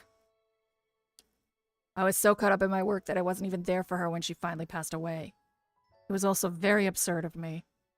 The waitress came by and set Kano's iced coffee on the table. It sat there, untouched, until Shizuo looked at it pointedly. With a tiny nod, Kano brought the cup to his lips. The bittersweet liquid was a balm to his parched throat. I told Ruby the same story, Shizuo continued, but I didn't tell her how absurd it was. I told her that her father only did what he had to do. He took a sip from his glass of water. Rumi, she's very much like her mother used to be. Their personalities are almost identical. And I don't want her to suffer the same way my wife did. Shizuo's fist clenched in his lap. What was it that made you become a detective in the first place? He asked. Well, at first, I got the job because I thought it would make Rumi happy. And I guess also because I thought it'd make you like me, sir. It was the truth, but Shizuo simply chuckled. Your goal is to get me to like you. You may as well give up now. I'm sorry, sir, Kano said. I can't do that. Are you the stubborn around Rumi? Shizuo grumbled. I love your daughter, sir. I want to keep her safe. Make her happy. And why is that? Whenever I think about her, I just feel so amazing. I'm sure that you or anyone can empathize with that. Everyone has someone they want to protect. Who makes them feel that good? It's an admirable thing, wanting to be a detective and protect the happiness of the people. But that doesn't mean you need to ignore your own happiness in the process. What you say may be true, sir. Earlier today, my partner was stabbed, and today is his wife's birthday. Shizuo arched his brow. Is he going to make it? We're not sure yet. Last I knew, he was in critical condition. This is why I keep saying that the life of detective is... Shizuo's words trailed off into a lamenting murmur. Even so, Kano was unmoved. Dictum number 1. Never lose sight of what you're supposed to protect. Ever. What's that? Something that a senior detective I admire very much said. It's a fundamental guiding principle I've stuck to as a detective. But I was wrong about the real meaning behind it. My partner was stabbed. There are people I want to rescue. So much has happened, and now I finally understand what those words mean. When you see someone in trouble, you help them. That's not something a good detective does. That's something a good person does. Kano took a good long look at Shizuo's face. He had surprised himself, finding words to speak his feelings so clearly. He wondered what effect it had on the older man. I'm sure that, from your perspective as my future father-in-law, my being a detective means that I'm putting my life on the line. But that's not entirely true. I can only be myself. This is the kind of person I am. I care about helping people. Even if I were a baker, or a brewer, or a bookseller, I'd still act the same way. You're being ridiculous. A baker and a detective don't assume anywhere near the same risks. I suppose that's true. Kano fussed with his hair sheepishly. Huh, Shizuo grumbled. I think I see what kind of man you are now. He sounded oddly defeated. Which is why now is no time to just futz around. Kano sat up straighter at Shizuo's weighty tone. Detective needs more than just passion. Detective can't solve all his problems with sheer determination alone. But at the same time, he needs more than just the ability to coldly assess a situation. He needs the conviction to stick to a case when it might otherwise seem prudent to give up. There was something new in Shizuo's expression now, a gleam in his eyes that hadn't been there before. Kano almost felt like he was being sermonized to by a senior officer. You got that? You need a cool mind, but a fiery spirit. A detective without both of those is worth nothing. Do you mind if I write that down in my notebook here? Look, Shizuo said, sounding suddenly embarrassed. Aren't you in a hurry? Don't you have to get back to your case? Yes, and sir, please. I need you and your daughter to leave Shibuya right away. Yeah, I hear ya. I hear ya. Kano conjured up Rumi's face in his mind. There was a chance he might never see her again. He forced the thought away as best he could. By the way, if I may ask, Shizuo said, how is it about Rumi that made you fall in love with her? What? Where's this coming from all of a sudden? Was it her looks? No, it wasn't just that. Kano found himself tongue-tied again. I mean, she is pretty cute. Even if this is my own daughter I'm talking about. She's so shocked to vibrating from ear to ear. Well, yes, she sure is, Kano replied, but it's more than just that. She's also very sweet, kind-hearted. She is, isn't she? Yeah, she really is. For the first time, Kano and Shizuo smiled at one another. You're a man who lets his emotions show on his face, Shizuo said. For a detective, that's... Actually, that's not so bad.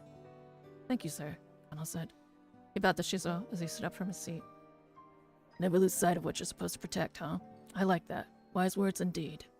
Kano turned to look back and then bowed deeply to Shizuo one last time.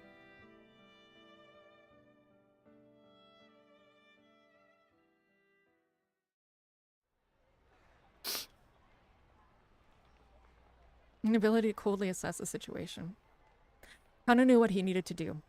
There was one thing that was nagging him. No matter how hard he thought about it, it still didn't add up. Would Tatano let Al-Karawan go free? He needed to get back to the precinct and get the truth from Al-Karawan firsthand. he walked along, he considered what he did know about the facts of the case. Just what sort of plan had Alfred put into motion here? It seemed that Tanaka and Osawa held the keys to understanding it. There had been relay handoffs of the phony-attaché case, a relay that Tanaka had been complicit in. Then there was Hitomi missing, carrying the antiviral. They're just wasting your time before Mario goes symptomatic. Osawa had confirmed that himself.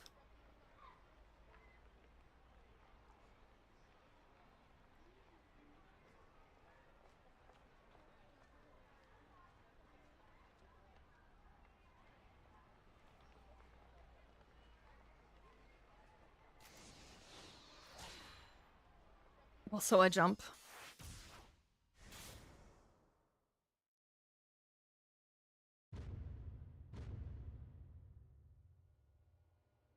Before the news was shared with the Osawas, the members of the investigation team quietly briefed Detective Kajiwara.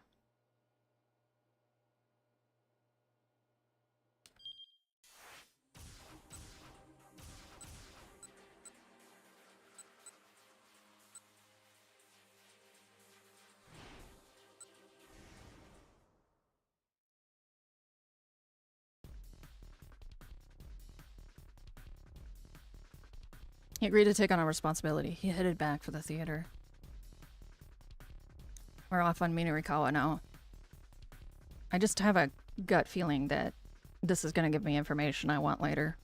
I think it's going to be a bad end, but I think it's going to have stuff I want. When he got there, he flagged down the first guy he saw to tell him about the ice machine. Hey, make sure you remember what I'm about to tell you, okay? The dry ice machine is broken. The man stared back at him blankly, but midorikawa just forged ahead. Got it? The dry ice machine is broken. It needs to go back to the electronics store. Make sure you let the folks in charge here know. His obligation met, he hurried back to the cafe to get back to work on his coffee. Along the way, he caught sight of a young couple running. Yeah, they seemed like an odd pair. The girl looked prim and proper, while the boy struck him as a bit thuggish.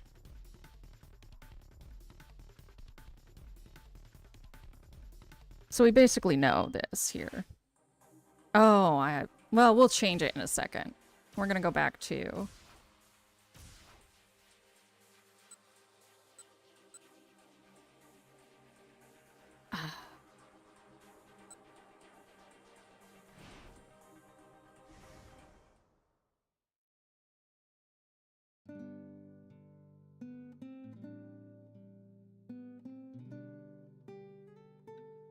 Something wrong, Mr. Osawa. Kajiwara was leaning and looking concerned.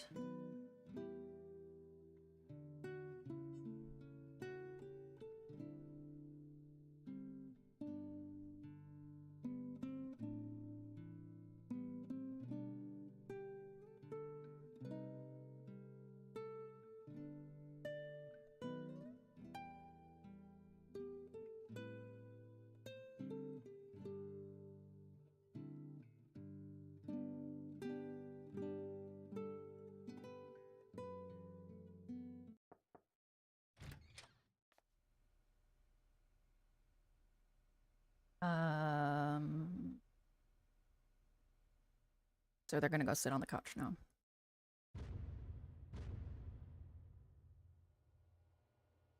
Before the news was shared with the Osawas, the members of the investigation team quietly briefed Detective Kajiwara. Osawa and I sat on the sofa on the far side of the room, watching. They could see Kajiwara go pale. He wiped the sweat from his forehead with a handkerchief several times. Bad news, Osawa thought. Mr. Osawa, ma'am. Kajiwara shuffled his way over to them at last. We've just gotten word from headquarters. He hesitated ominously. Osawa braced himself. Please, let's hear it. First, about your daughter Hitomi. Kajiwara's expression was grim. The body of a young man named Achiendo was discovered near Shibuya Station. The name meant nothing to Osawa. In a building not too far from the scene, we swallowed. Your daughter Hitomi was found dead. The world began to shake. Osawa staggered, reeling with sudden nauseating vertigo. No, it's not possible. After that, your daughter Maria. The words blurred together. He could no longer comprehend what he was hearing. Everything was wobbling, shuddering, distorting. Hitomi was dead? Hitomi. You do favor Hitomi. A lot. At those words, Osawa's whole world went dark, as if someone had just yanked the curtains closed. Okay. That didn't actually give me anything new. That's fine. Yeah, we know. So let's go back and fix midorikawa.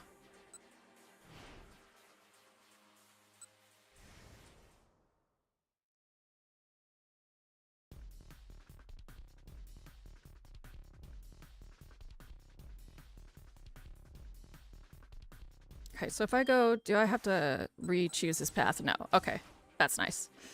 Okay.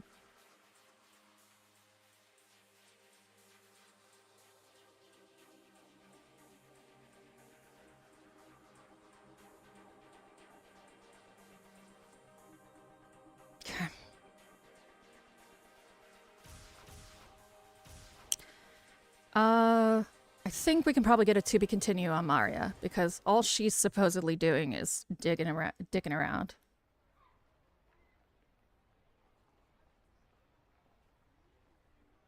And then she sees Aya Kamiki, the actual person. Moored outside of a department store displays a poster of some female musician. She must be pretty popular because lots of passersby stop to take a good look. Oh, that's cute. I catch sight of little Hana in front of the billboard. She's showing something to a woman. There are some colorful sheets of paper. The woman looks a lot like the musician in the poster. Moreover, I have the feeling I've seen her someplace before. But I've seen her. Man, having amnesia is really a pain in the ass. No way of knowing whether I've forgotten something or had no memory of it in the first place. The woman looks through the papers Hana held out to her, nodding approvingly at each one, and I can hear her murmur with admiration. Hana! I wave as I scamper over to her. As I do, the woman abruptly hurries off. Hey, we meet again, I say. Hana just gives me a bored look. Who was that just now, I ask. I don't know. Hana quickly gathers up her belongings and starts walking briskly away. You ruined her sale! Oh, hey, wait up, I call out. The girl ignores me. She's moving at a jog now, heading from Spanish Hill towards Kondori. Ah! She steps onto Kondori. She trips and falls down hard. The contents of her bag spill out on the road. Oh, whoops! Catching up to her, I gather up some of the fallen pages. What's this?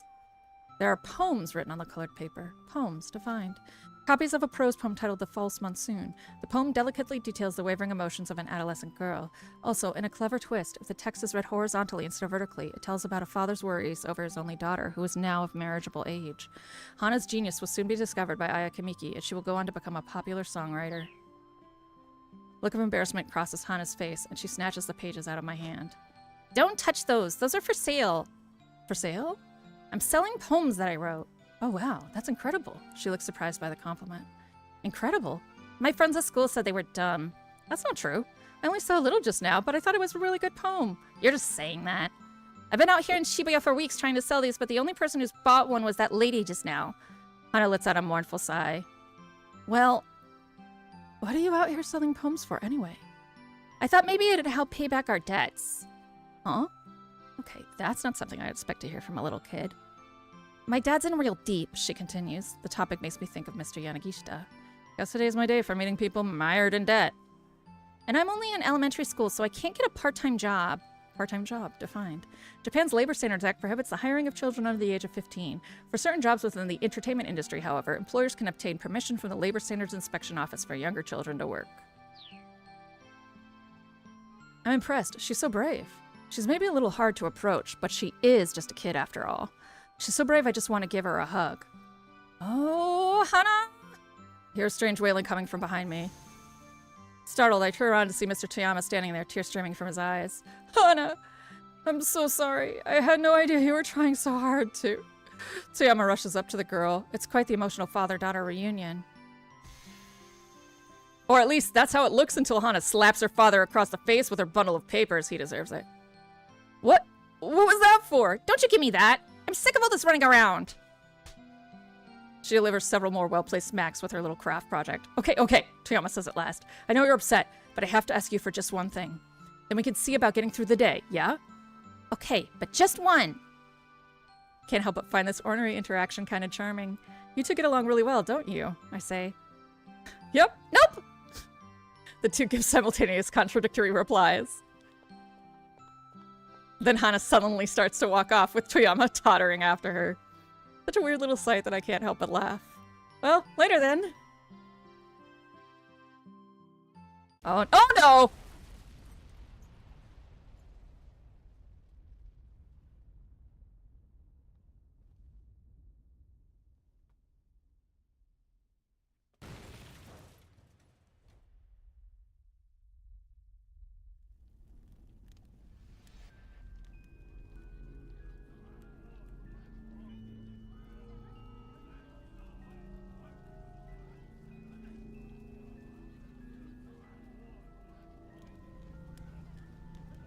Further along Kowandori, I come across a car on the roadside that's spectacularly aflame.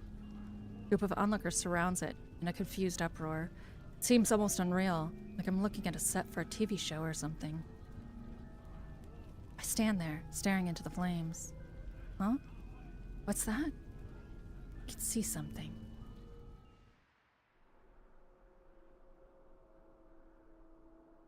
The raging heat makes the air shimmer. The scent of dry sand fills my nose. A gust of searing wind tugs at my hair. Where am I?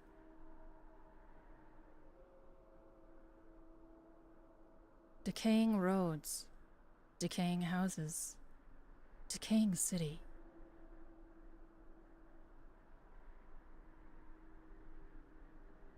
And the people who live there. People who live. People who live. People who live. There's someone by my side. Someone is with me, watching all of this.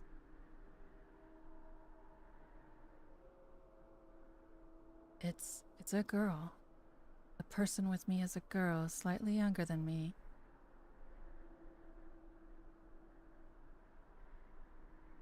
She says something to me. Anna is me.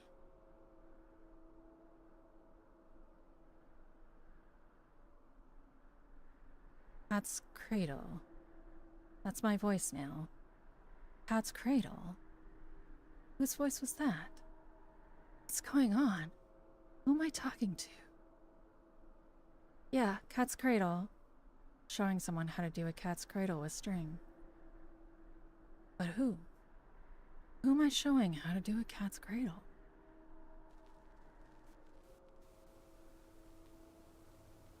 Anan.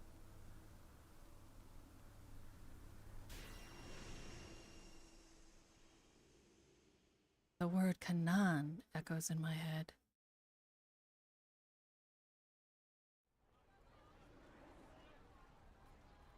Kanan? I utter the name aloud.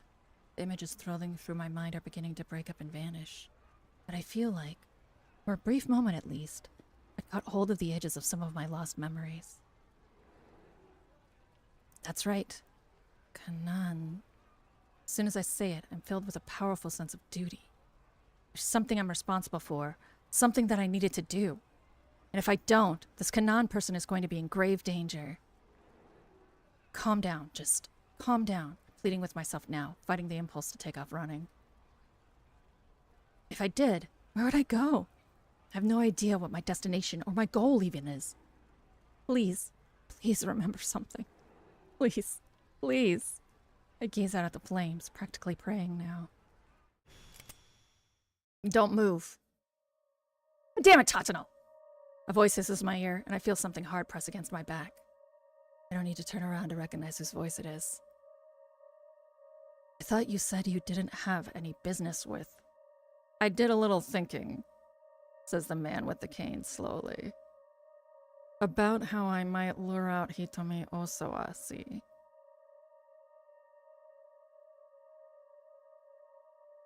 I'm going to use you as bait.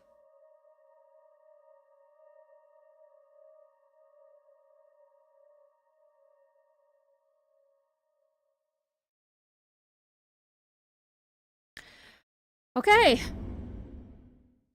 Oh, that's two.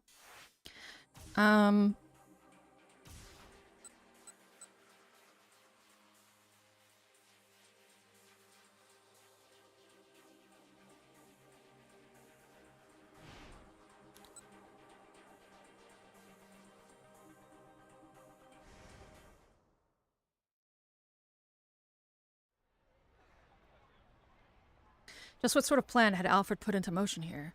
It seemed that Tanaka Osawa held the keys to understanding it.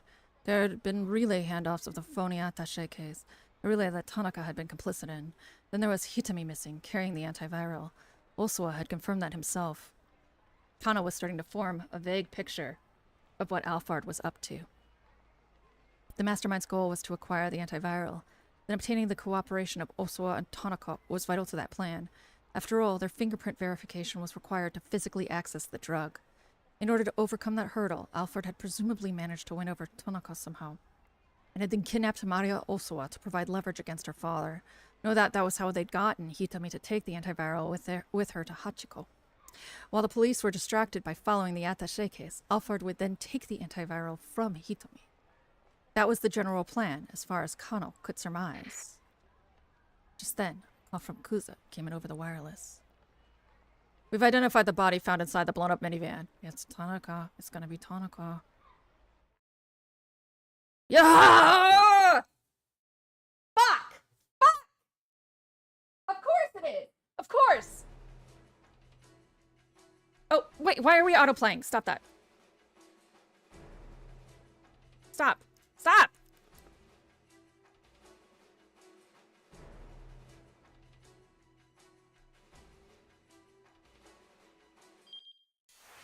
Oh, we gotta start that over. I missed some stuff in my reaction. Of course it's Tanaka!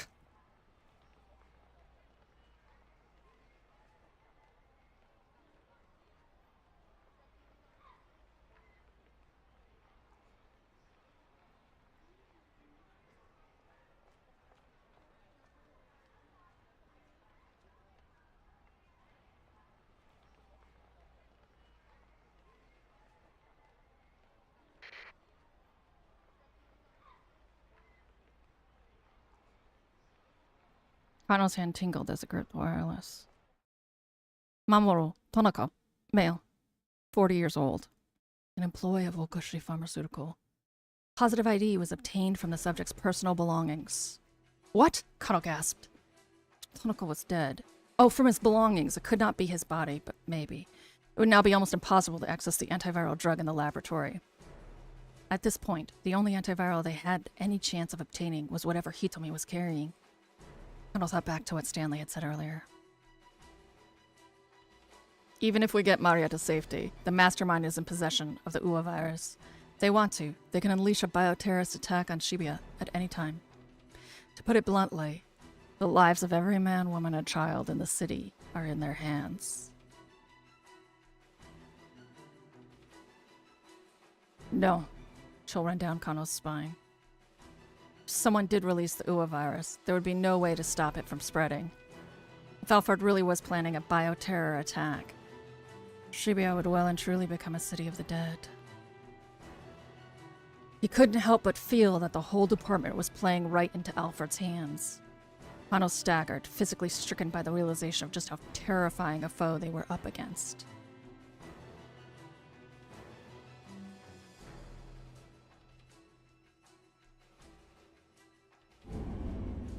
Okay.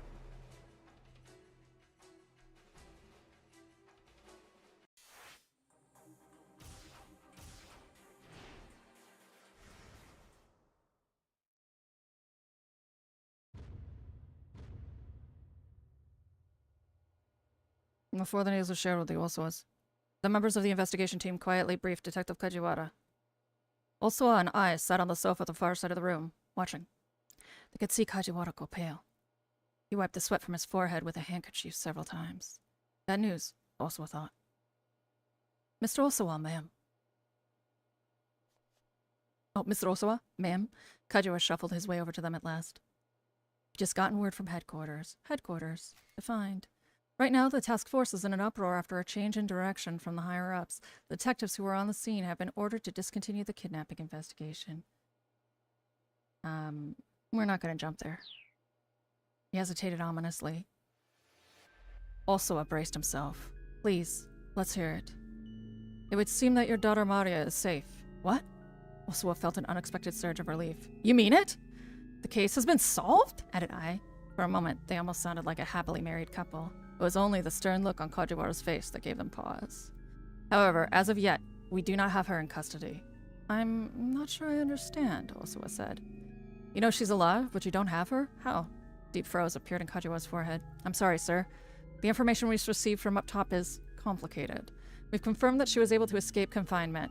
It's just, the detective gave every appearance of holding something back. If there's something you need to tell us, then just say it, Osawa told him. It would seem that Maria has been infected with a virus. Infected? Osawa felt as if a taloned claw had just clutched his heart. It's not one I've ever heard of before, but apparently it's called the UA virus.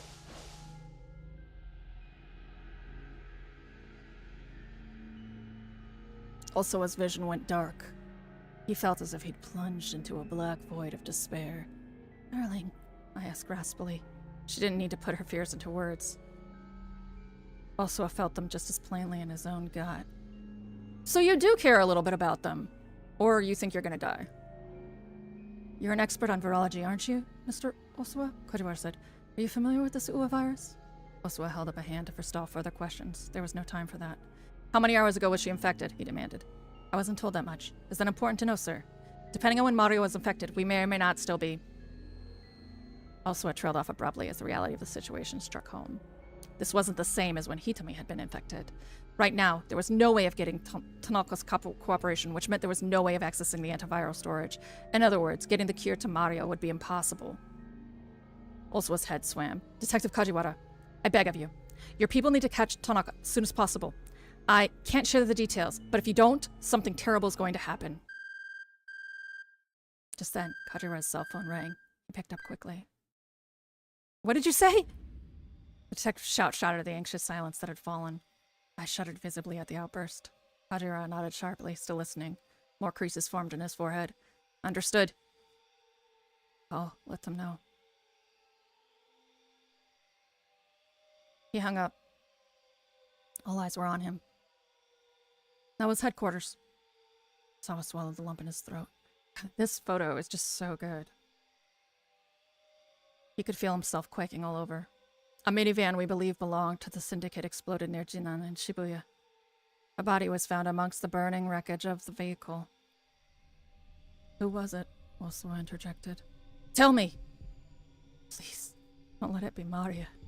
Please, don't let it be Hitomi. Kajiwara took a breath before speaking. We've conclusively identified the remains as Mr. Tanaka's.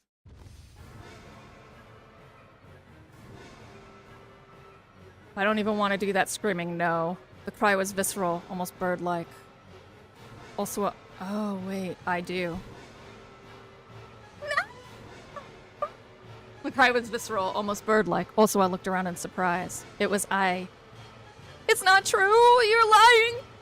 Her shrill screams reverberated through the room.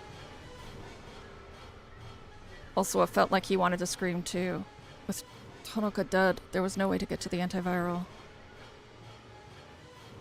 Which meant that Maria was going to die. Oh. And that I and Tanaka were definitely fucking. Okay, midorikawa, there's literally nothing you could have at all. I should knock on wood. That is as intense as everyone else. Let's see what you're doing. Midorikawa turned to see a man in a suit approach him, flashing his badge. So, a detective with questions for him, huh? How about you answer a few questions for me? Was this an accident or an attack? We still don't know many details. Let me rephrase that for you. This is a major incident, Midorikawa exclaimed. Huh? Detective looked pretty flummoxed. I've been around the block a few times, and I know all your police PR lingo. And when you start talking about the details, that is 100% indicative of a major incident. Brushing aside Midorikawa's remark, the detective tried another question. Did you happen to notice anything unusual prior to the explosion? Unusual? Midorikawa thought back to the moments before the minivan blew up. Now that you mention it, I think I heard a cell phone ringtone. The detective tilted his head. A ringtone? No, never mind, forget that. There's no way the ringtone on someone's phone would be audible through all of that. Midorikawa struck the thought from his own mind as he said it. In all likelihood, he'd associated the ringtone and the explosion simply because one had happened right before the other. Connell. A large-statured Caucasian man had called out to the detective. Evidently, the detective's name was Connell. Thank you for your cooperation, he said with a bow. Then he ran over to the foreigner. Mr. Midorikawa! Midorikawa turned at a female voice behind him. He found Miko standing there. She looked like she'd been crying. Miku, about earlier, He trailed off, searching for an apology. It's okay. That doesn't matter right now. Miko looked around the scene. Midorikawa followed her gaze. Something big went down here, she said. I know, she exclaimed, the explosion. I saw it happen with my own eyes. You what? Miko looked around nervously. Are you all right? He asked her. You're not hurt, are you? I'm okay. My ears are still ringing a bit is all. Good. So what did you see at the time of the explosion? Miko assumed a thoughtful expression. There was this girl who was running toward the minivan, and I think I saw this other Middle Eastern girl suddenly make a dive for her, and then the van just exploded. Wait, hold on, Midorikawa said. So I'm getting this right. It sounds like this Middle Eastern girl saved the girl who was running up to the van? Miko nodded. Just then, Midorikawa's phone chimed. He'd received an email. It was from Chiaki. Mr. Mino, are you still working on your copy? He checked his watch. At this point, the 4 o'clock deadline was barely 20 minutes away. Nonetheless, he decided to stay at the bomb scene. He could definitely smell a scoop here. He was sure of it. Even if he couldn't get his 6 pages done by 4, landing a major scoop should be enough to persuade the loan company. Midorikawa jotted his phone number down and handed it to Miku. I'll make things up to you, he said. Give me a call later. Miko took the scrap of paper, puzzled. If you're looking for an Aiki Jujutsu dojo, I know a few. And at that, her face lit up. Midorikawa decided to process the scene for clues. As he wandered around, he caught sight of Detective Kano and his Caucasian colleague heading down an alley. What's that I smell? Something pretty damn fishy. They were slipping away for a private conversation. Maybe there was some way he could listen in. You're the noise! Midorikawa hurried into one of the buildings that bordered the alley. He looked around and found a public bathroom upstairs on the alley side of the building. Hoping beyond hope, he slipped up to the bathroom window.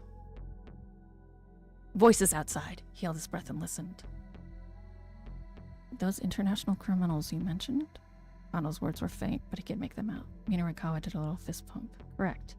Roughly 8 hours ago, they infected Mario Osawa with the UA virus. Then, they let her loose somewhere in Shibuya. Hold on. By UA, you mean? Discussion involved some terms Midorikawa wasn't familiar with. He focused all of his mental energy on what the two were saying. This is a killer virus with a 100% mortality rate once it takes hold. 100%, Midorikawa muttered to himself. Shock caused him to unclench the fist he didn't realize he'd made. This wasn't just an interesting conversation. It was monumental. It has an incubation period of 12 hours. In the 4 hours, Mario Osawa will go symptomatic. After that, she'll begin spreading the virus through the city. It's capable of airborne transmission? If we don't administer Kenji Osawa's antiviral before her symptoms develop. Yes? Everyone in Shibuya is going to die. Midorikawa felt goosebumps rise all over his body. They were talking about a virus and a Kenji Osawa. They could only mean that Kenji Osawa. He recalled what Osawa had said earlier about the power balance of the world being at stake. There was no doubt about it. This was a tremendous scoop. Well then, we need to find Mario Osawa and get the antiviral to her as soon as possible. Just calm down. There's more to the story than... Ah, it's starting to leak out! The door swung open loudly and someone came barging into the bathroom. Yanagishita! It was Yanagishita. Why him again? And why here of all places? Oh, like in here! Yanagishita was on the verge of hysterics. His voice must have been audible outside. Kano and his companion went to take their discussion elsewhere, and they'd just been getting to the good part. You son of a bitch! Enraged, Midorikawa grabbed Yanagishita and tossed him to the floor. I'm leaking! Shut your mouth! He put all of his strength into an ankle hold and gave it a good twist. Ankle hold. Professional wrestling technique that involves grabbing the opponent by the ankle. Being caught up like this can be extremely painful. It also puts a lot of pressure on the lower body, and if you're already fighting the urge to urinate, well... Oh no, Yanagishita. Yanagishita, well...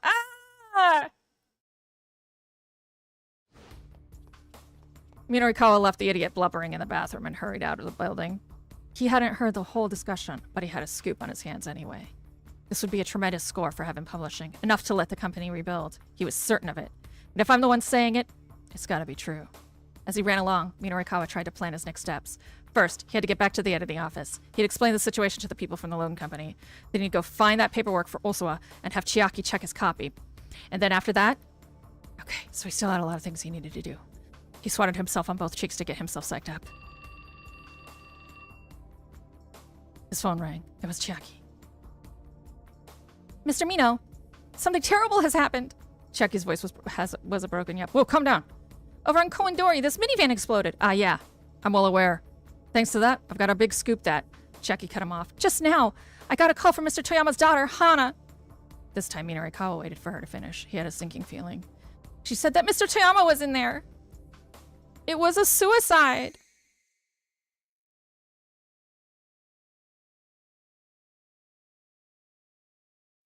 Midorikawa's knees buckled. Tell me you're joking. No, I mean the van explosion is all over the news, and Hana was in tears on the phone, and... Mr. Mino? Mr. Mino, are you still there? Toyama had killed himself? Really? Midorikawa felt the energy drain from his body. No, it's Tanaka.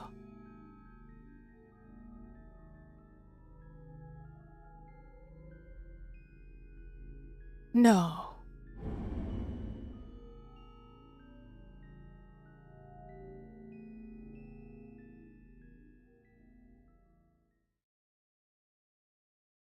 No.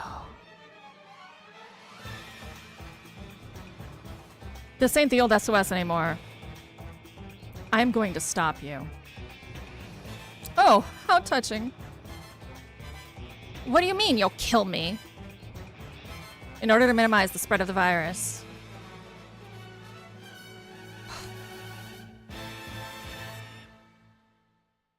We have 3 hours left. This is so stressful. Oh god. Okay, well, we do 1 hour a day. That's what we do. The only time we mix them is when we didn't finish one before. So... Oh, Control 2 has a release date. Hi, Lilith. Know what I think would be the scariest thing to hear and see on the open water? Oh my god, I missed all of this. I was really into it. I'm so sorry, everyone. Lilith, I'll ask you in Discord. I'm really glad that Control 2 has a release date. I know you're very excited. Yeah, I was very rarely am I able to completely ignore chat, but this time I was like I was not capable. Well,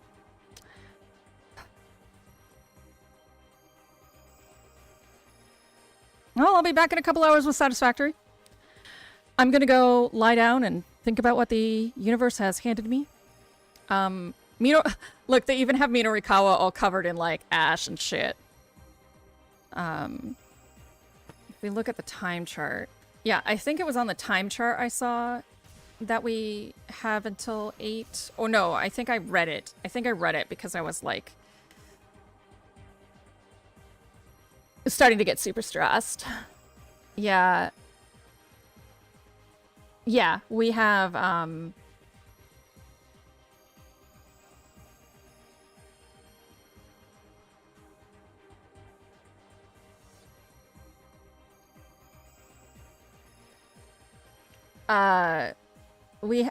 guess we only have... Yeah, we only have 3 more hours because they do 4 to... They're gonna do 6 to 8 in one block.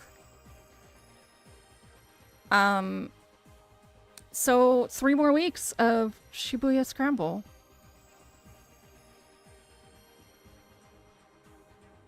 This is gonna get worse before it gets better, y'all. Let's strap the fuck in. See if there's someone I can raid.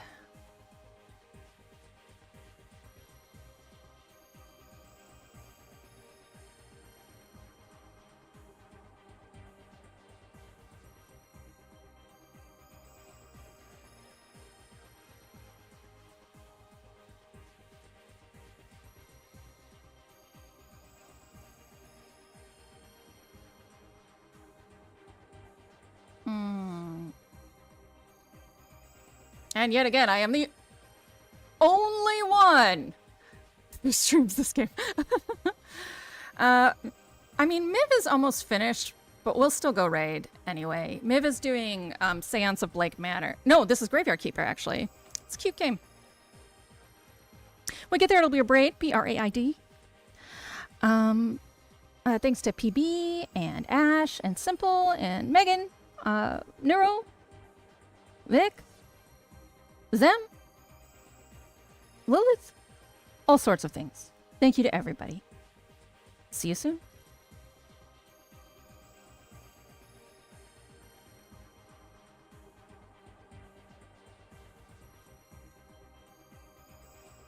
Megan is like the perfect lurker, by the way. She actually listens while she lurks.